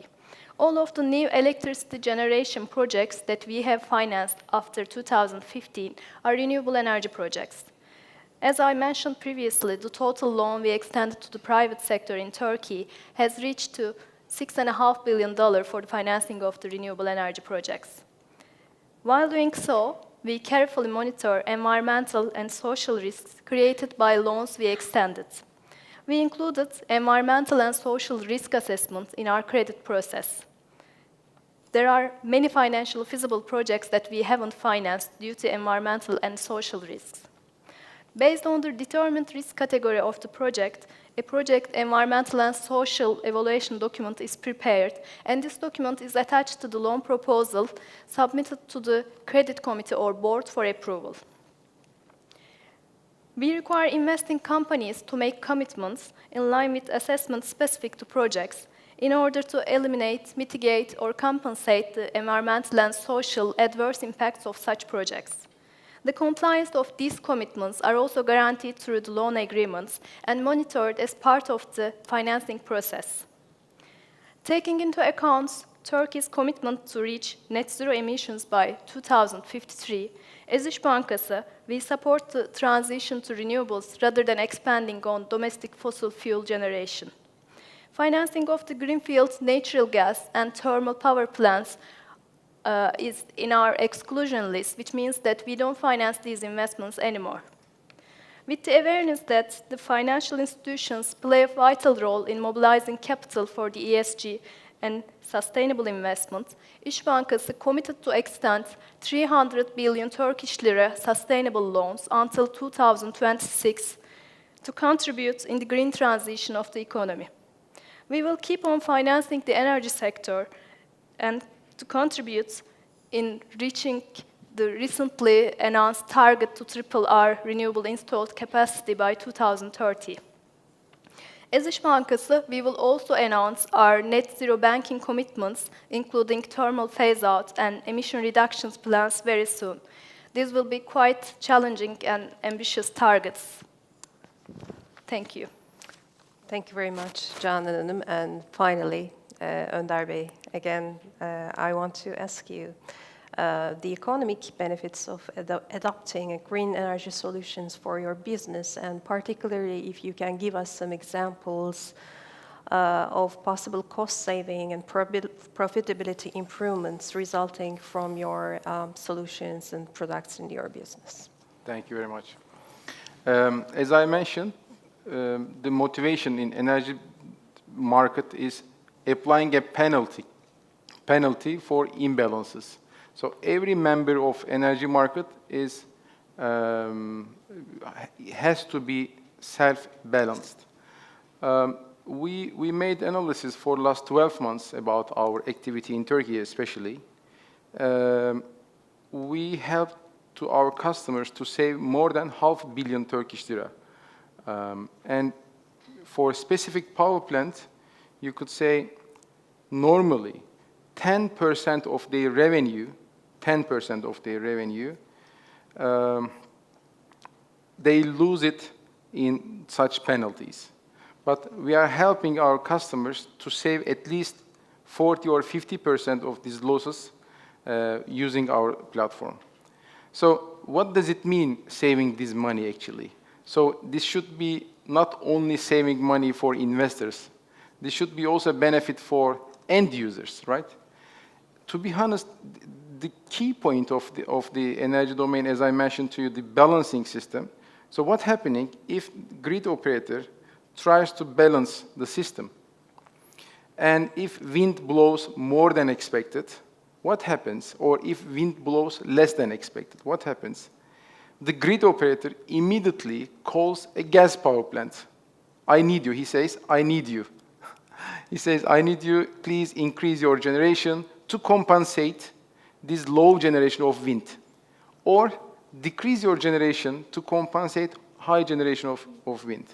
In such scenarios, still we need some flexible assets, right? So because of that, still since we need these flexible assets, and we would like to replace these flexible assets with batteries, right? That is our aim for the future, because wind and solar are not flexible assets.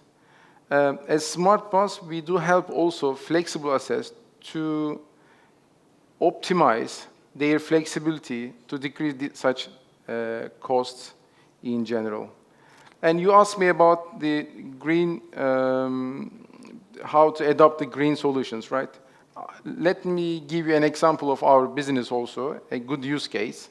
Amazon, that the giant tech company, Amazon, they have target to be completely net zero at the same years, like 2050s, maybe earlier.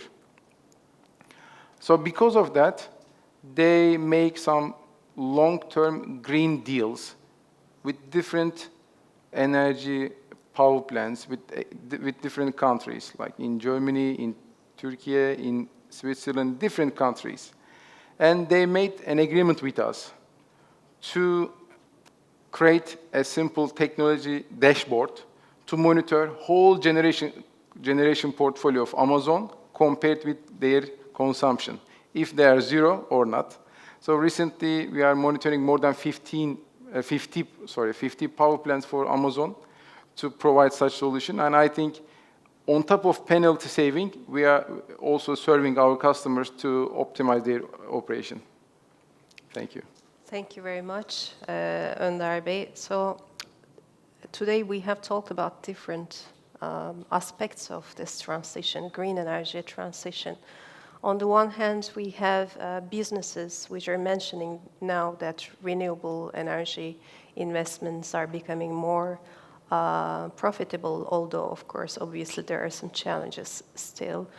On the one hand, David just gave us a glimpse of the technological innovations for renewable energy, for green energy, and we know that these innovations will also be very, very important in the future for the economy of transition. Financing is very important. This is the key, actually, to the economy of renewable energy. And finally, of course, as we shift towards this new energy system, now we are seeing new business models. We see the increasing share of digitalization in the system. So thank you very much to our speakers for their valuable contributions. Now we have, I think, around 15 minutes for questions. So if you have any questions, we can take from the audience. Yeah. Do you have a microphone? Yeah. My question is to Önder Bey. It's a very simple question. I was just wondering, how does the climate change impact your famous deviation of your predictability? Actually, climate change causes a huge renewable increase capacity increase, and huge renewable increase in capacity requires such a software like us, something like this. So, and your 35% deviation, you said approximately. Exactly, exactly. Does it help it, or is it, does it make it worse? For our business? No, for the 35%. For 35%, of course, we do have to decrease this. And the climate change helps this? Helps to make a more, precise prediction. Good question. Now I see your question. Actually, no, because it's kind of independent, because from the day ahead to actual time, forecasting 35% forecasting of wind power plant for last 10 years is the same. Technology is not developed in this. And we have looked at this number actually. For last 10 years, on average, wind forecasting performance is the same. There is no change on this. So what is changing? Making all forecasting activities and trading activities in a very short term. That is the problem actually. So for 20 years ago, for example, we didn't have such complexity. From day ahead, we were planning our generation, gas power plant, coal power plants, hydro power plants. They were making a plan. But now, it's not possible to make a plan from day ahead. That is the problem, actually, especially for wind, because they deviate more than 30–35%. And climate change, I think there is no direct impact for this forecasting error. But what is important here, because of climate change, we are, as human beings actually, we are trying to increase renewable portfolio. And once we have lots of renewable portfolio, it becomes really hard to manage the grid. That is the issue, I think.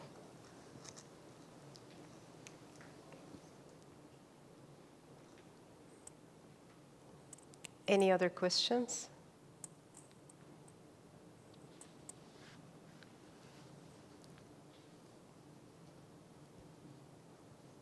I'm Güray. I would like to ask a question to Canan Gürsel. You emphasized the importance of to expand external financing funds. A few days ago, it was announced a new fund, the Green Fund of Turkey, provided by the World Bank. What do you think about the opportunities of this kind of mechanisms? Because it's a new and sophisticated mechanism. Thank you for your question. Thank you. Well, İş Bankası is a commercial bank, so we do not have the opportunity to reach World Bank's funds like the investment banks. TSKB and TKB reach these funds easily, and they provide financing for just renewable energy investments with lower interest rates, and this makes the investments highly feasible compared to an interest rate proposed by a commercial bank. So if we, as the commercial banks, we have the opportunity to reach such funds, not the World Bank fund, but some other funds, that would be beneficial both for the lenders and the investors.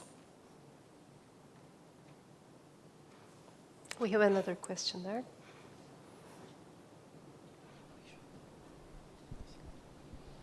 Thank you for your valuable insights. So my question is going to be a very classical one about grid. Like, I'm really curious about how do you see the grid capacity in terms of maybe in the Turkey concept, or maybe I would like to also take your insights, Mr. David. What do you think about how US, I believe you are in, how do they protect the grid security, grid capacity? Also, I would like to ask this question to Ismail Bey and Önder Bey. How do you think it's going to be? Because, as you said, 50% more renewable energy will be employed. Also, we know that battery will be in the rising renewable sources. So how do you see it's going to be? Like Turkey's capacity, grid capacity will be holding all this? Thank you.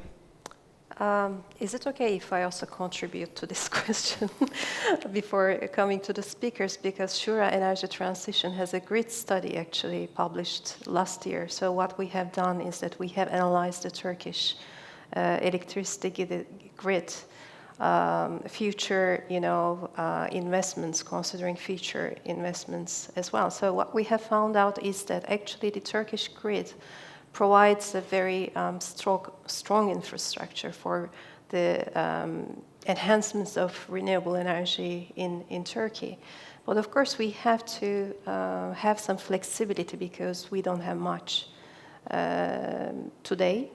So if we invest in already planned grid investments, not more than, but already planned investments of the Turkish system operator, and if we can also have some flexibility options, then the share of renewables in electricity generation, which is around 43% today, can be increased to 60, even 70% by 2030. So in a very short time, actually, in 7 to 10 years' time, Turkey can substantially increase its renewable energy with, with the planned investments plus by adopting some flexibility options.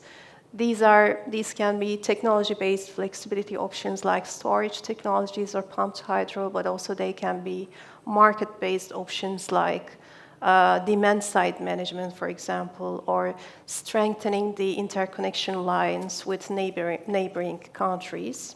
So after this introduction, I can give the word to, maybe we can start with David, maybe for the global perspective, and then move to Önder Bey and to Ismail Bey for their opinions. Yeah, maybe I can give some comments on the American market. In the United States, they have 3 grids. There's the Western, the Eastern, and the Texas grid.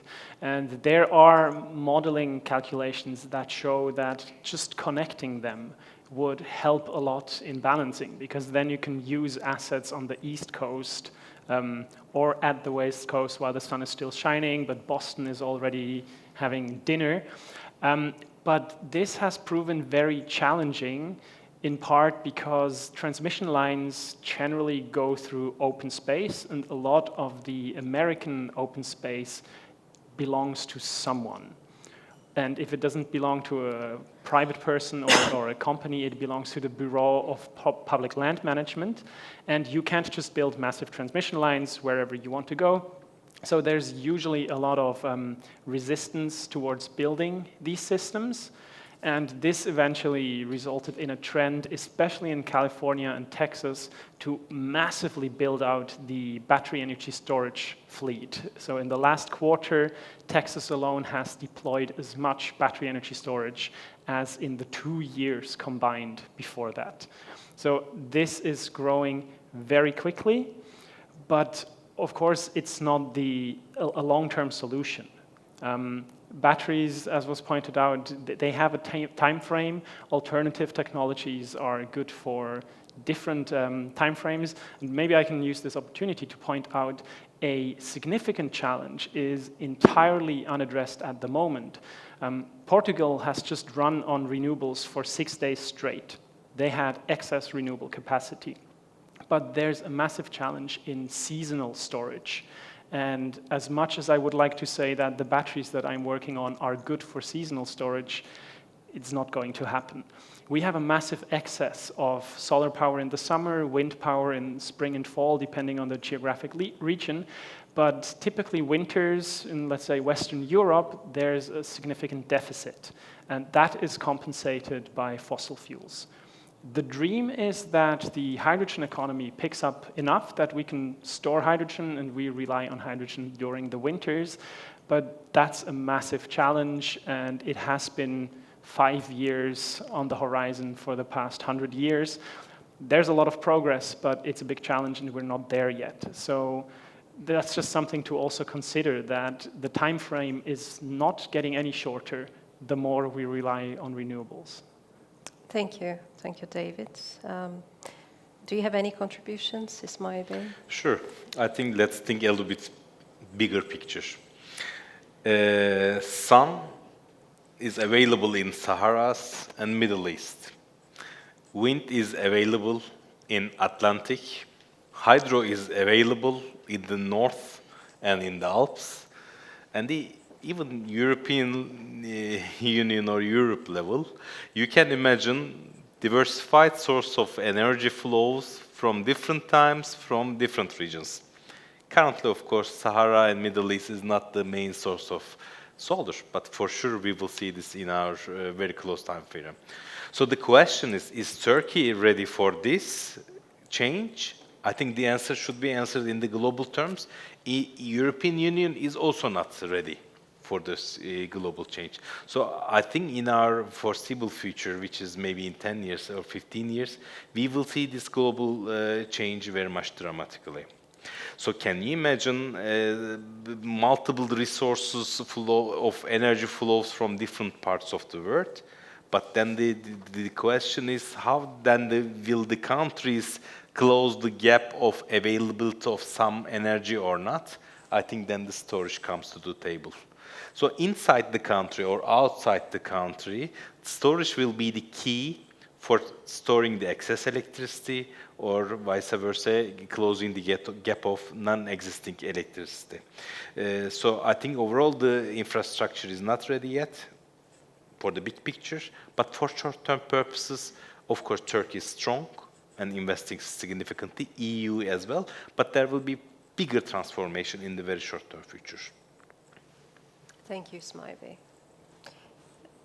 Do you have additions, Önder Bey, or it's something about still under my expert area about digitalization of this area, as you mentioned, actually. Yes, please.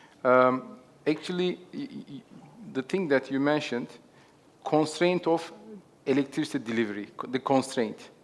So how to solve this problem? So what is the source of the problem? The source of the problem, in some time frames, we will have too much energy, for example, for solar and wind. And in some time frames, we will experience some deficit of energy. That is the problem, right? We need to flow too much energy from one area to another one. That is the problem. So the solution, simply, the first one is hard solution, to invest in transmission lines, distribution lines, enhancing the whole infrastructure. I am not expert exactly in the numbers, but Alkım Hanım, I think, as she mentioned about it, the current infrastructure is strong, but of course, for the huge transformation of electrification, we will need additional investment. But on the other hand, for digital solutions, what does it mean, digital solutions? For example, in our houses, we don't care about how much energy we consume now and when we consume it, right? We don't care about it. We just open lights, we just open the refrigerator, etc., right? But in a couple of years, maybe at least in 5 years, at most in 5 years, consumers should contribute these activities. How we do that? Because how, let's say, our government will motivate us to change our consumption profile. How they motivate us? By prices, right? These our prices will be low, and these our prices will be high. And then we will be motivated to adapt our consumption profile based on these prices. And this requires some regulation changes, because now our prices are fixed in Turkey. So first, we need dynamic pricing for consumers. Secondly, we need some additional contribution for large-scale consumers, like we call it demand-side participation. For example, large-scale cement factories, right? They are able to move their huge consumption from one hour to another one. But they are not motivated to do now. They are not motivated now. If we start to motivate them to move their consumption when we will have too much sun and too much solar energy, then we will start to eliminate the requirement of flowing too much energy to another one. And I think in Turkey, recently we have this regulation. We call it demand-side participation. But in couple of years, I do expect to have also dynamic pricing for consumers. And one more thing. For example, we have one single price in Turkey in east side and west side, or north and south, right? There is no price difference in Turkey. But have you seen any wind power plant in east side in Turkey? No. All wind power plants are in the west side, right? So we need to transfer the energy from west to east. But capacity is not enough for that. So because of that, we need also regional prices to motivate these kind of investments. That is my actually also wish about Turkish market. Thank you. This was really valuable. I mean, yes, you're right. We will need, this is not only about renewable investments or the grids, but also policies as well. Yeah. We will need dynamic tariffs. Maybe we will need regional prices, locational marginal pricing. There might be requirements for some revisions in the market structure. Obviously, a shift to a cost-based electricity market with little interventions, let's say, will be very beneficial. But I think this discussion is very important for Turkey, because in Turkey, when we're talking about renewables, in the past, usually the people opposing renewables was mentioning their costs. It was expensive. Now they are cheap. Now it's the base load argument. So the argument is that we need base load in Turkey.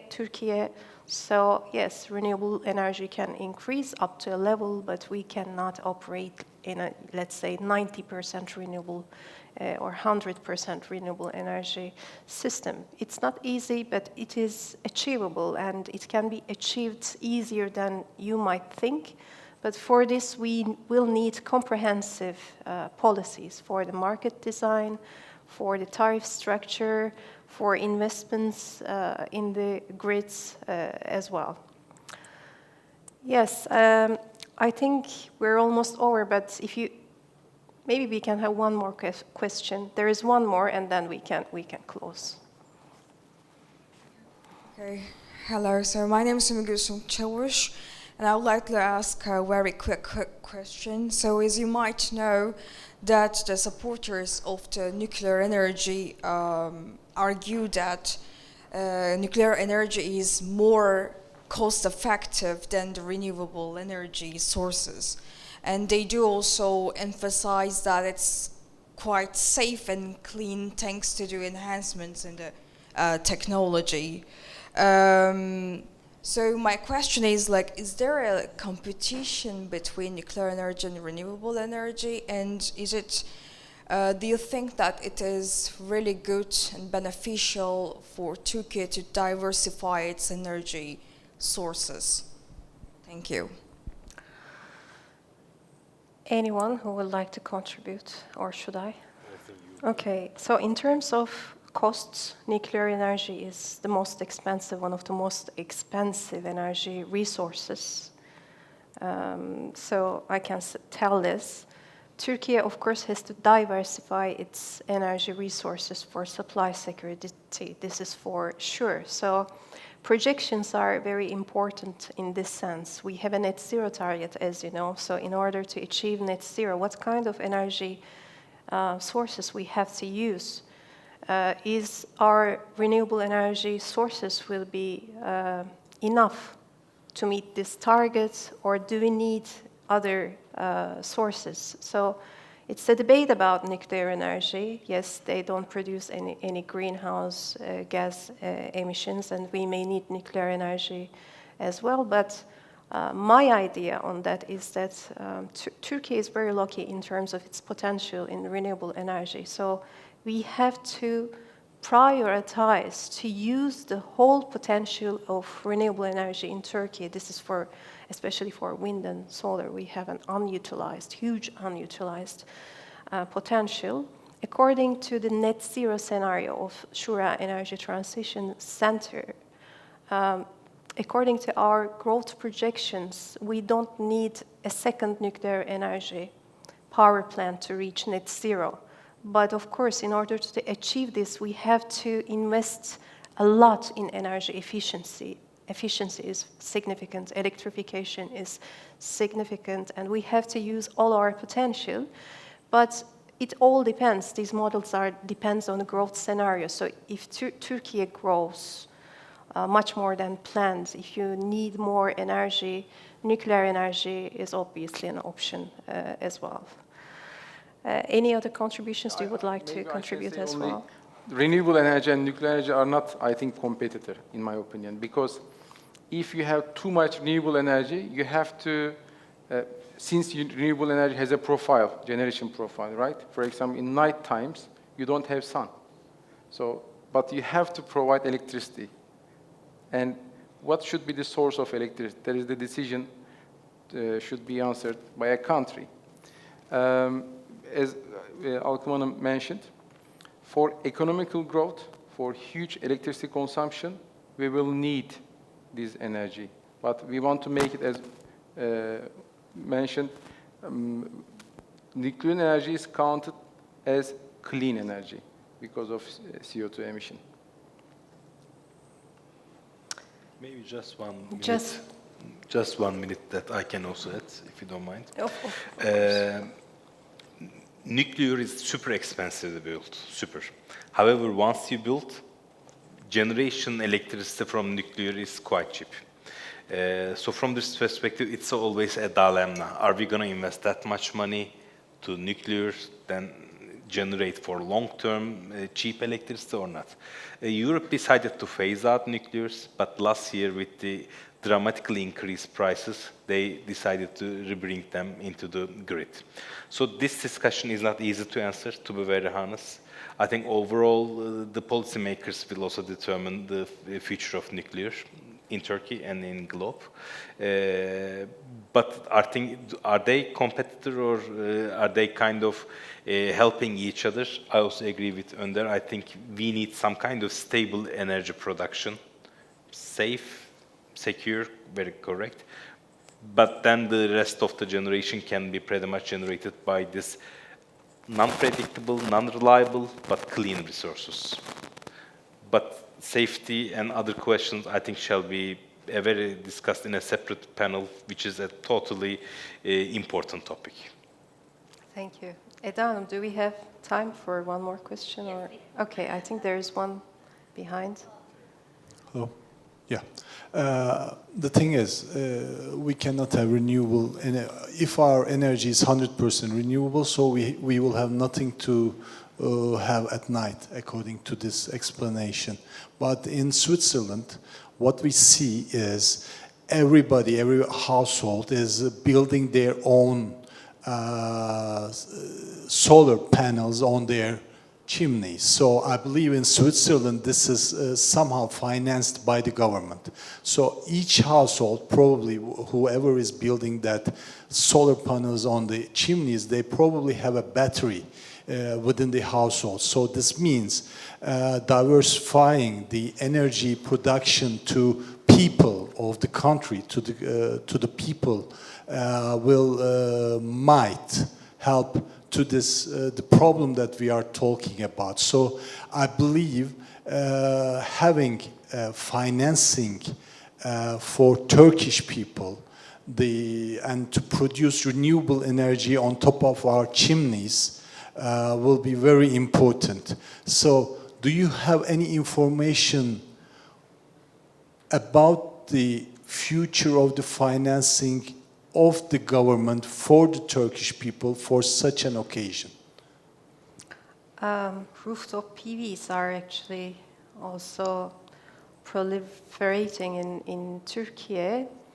I'm not sure about the investment opportunities. Maybe Canan and him give some insight on that, but there are some actually there were some kind of incentives, so you can, produce, sell the excess amount, etc. But in the financing of energy transition, we are talking about new financing alternatives as well, which is combining kind of this self-consumption, renewable energy, together with energy efficiency solutions. So I guess from the financing perspective, there will be interesting solutions for rooftop PVs, for energy efficiency solutions, the integration of all these kinds of solutions for the green energy ecosystem.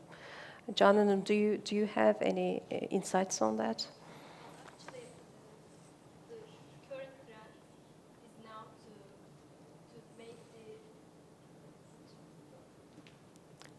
Can we open the microphone for Canan?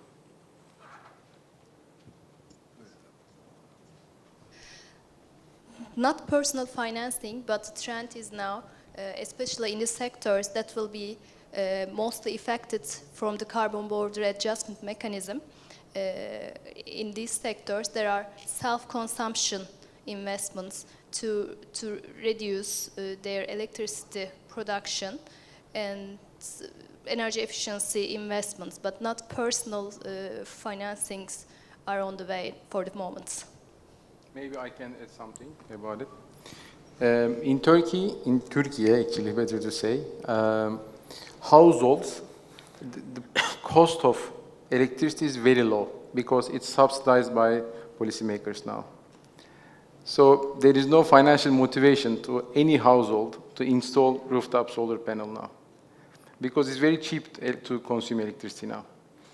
This is a good point, actually. To install rooftop chimneys to households and then selling it back to the government might be an initiative, might be an incentive for the household people, so as to diversify this problem to the people itself. It's still not financially feasible. Still, we made this analysis. Still, it's not financially feasible for, and also buildings are not suitable like Switzerland. Maybe I can comment on this as well. For example, in the United States, solar panels for private use are not being subsidized anymore unless they come with integrated battery storage.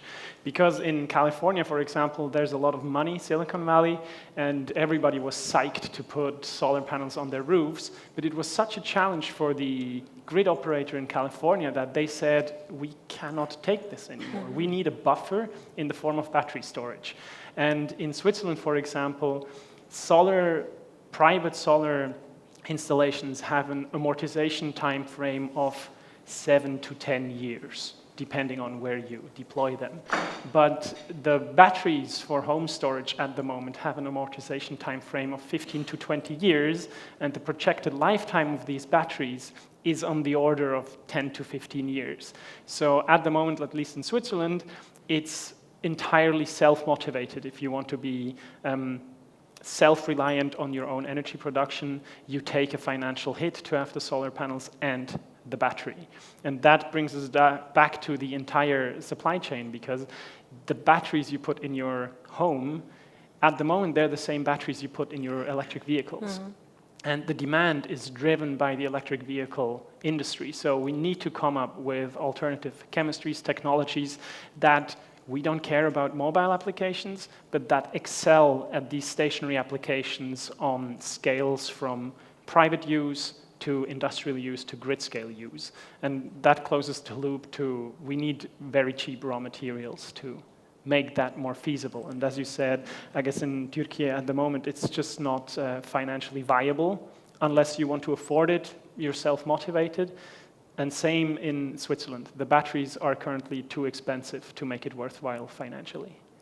But probably the battery technology will increase within the next 2, 3 to 5 years so as to compensate the electrical vehicles. So from that, we might increase our household projection in the near future. In terms of a trend, you're absolutely right. but the projections are that up until 2030, the electric vehicle market will still make up more than 95% of the battery demand. So I would not bet on lithium-ion battery technology for home applications, but there's a lot of exciting technologies that are gaining traction, and their main focus has to be, we need to be cheap, and we need to provide 20, 30 years of lifetime, because nobody wants to buy solar panel, replace that every 10 years, buy a battery, replace that every 5 years. We need very solid, long lifetime and cost-effective technologies for that market. Thank you.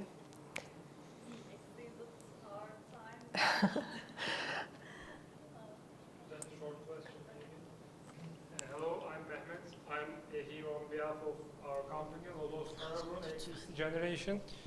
We operate 270 megawatt of wind power plant. I have a question to Ismail Bey and Canan Hanım.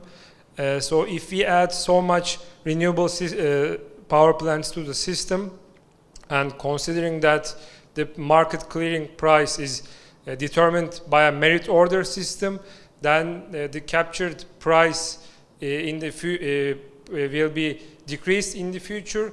And considering the long repayment periods of these projects, like 10, maybe 15 years, will the companies face any difficulties in the future by their repayments? Thank you. Sesim geliyor mu bu arada? Geliyor. Okay. You're right. As we have more zero-cost generators, then there tend to be a race between who will win and who will run. And in Europe, we see negative prices. So in Europe, not only there are positive electricity prices, but you run, instead you are paid, you pay. So this is a trend. And in Turkey, we currently don't have negative prices, but for sure in the near future we will have. So there is always a competition. That's the reason when you have the investment, you tend to have a power purchase agreement with a reliable supplier, mid-term, long-term, so that you don't take the risk. Otherwise, low and high price, you will always have the risk. So you will always have chance to have the repay your bank loans. That's the reason in Europe, every bank wants to see a PPA backed by a reliable supplier. Otherwise, they do not finance the renewable power plant project. Ismail Bey, can I have a question at this point? So what is the period of renewable PPAs in Turkey? I assume, since it's very difficult to have price projections, I guess they're not very long. In Europe, we do up to 20 years of PPA. Yes. In some Western countries, we do up to 10 years. Due to the unpredictability of Turkey, I think the maximum Axpo offers, which is maybe up to 5 years. Okay, thank you. So we are over time. I see we have some questions, but maybe after this panel, you can talk with the speakers. Thank you very much. First of all, thank you to our speakers for their valuable contribution, and thank you to the audience for their time and attention. I hope you enjoyed the discussion today. Thank you very much.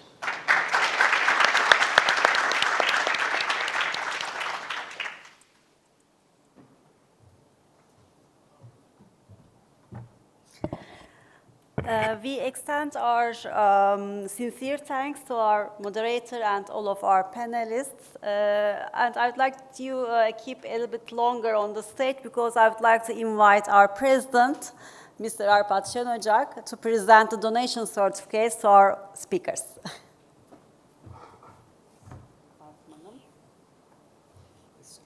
Yeah, please. Briefly, as a token of our appreciation to our speakers for their kind value contribution, today we made a small donation to Tema Vakfı, to the foundation, as we believe this was kind of matching also the spirit of the conference today. So thank you again. Alkım Hanım. Çok teşekkürler. Çok sağ olun.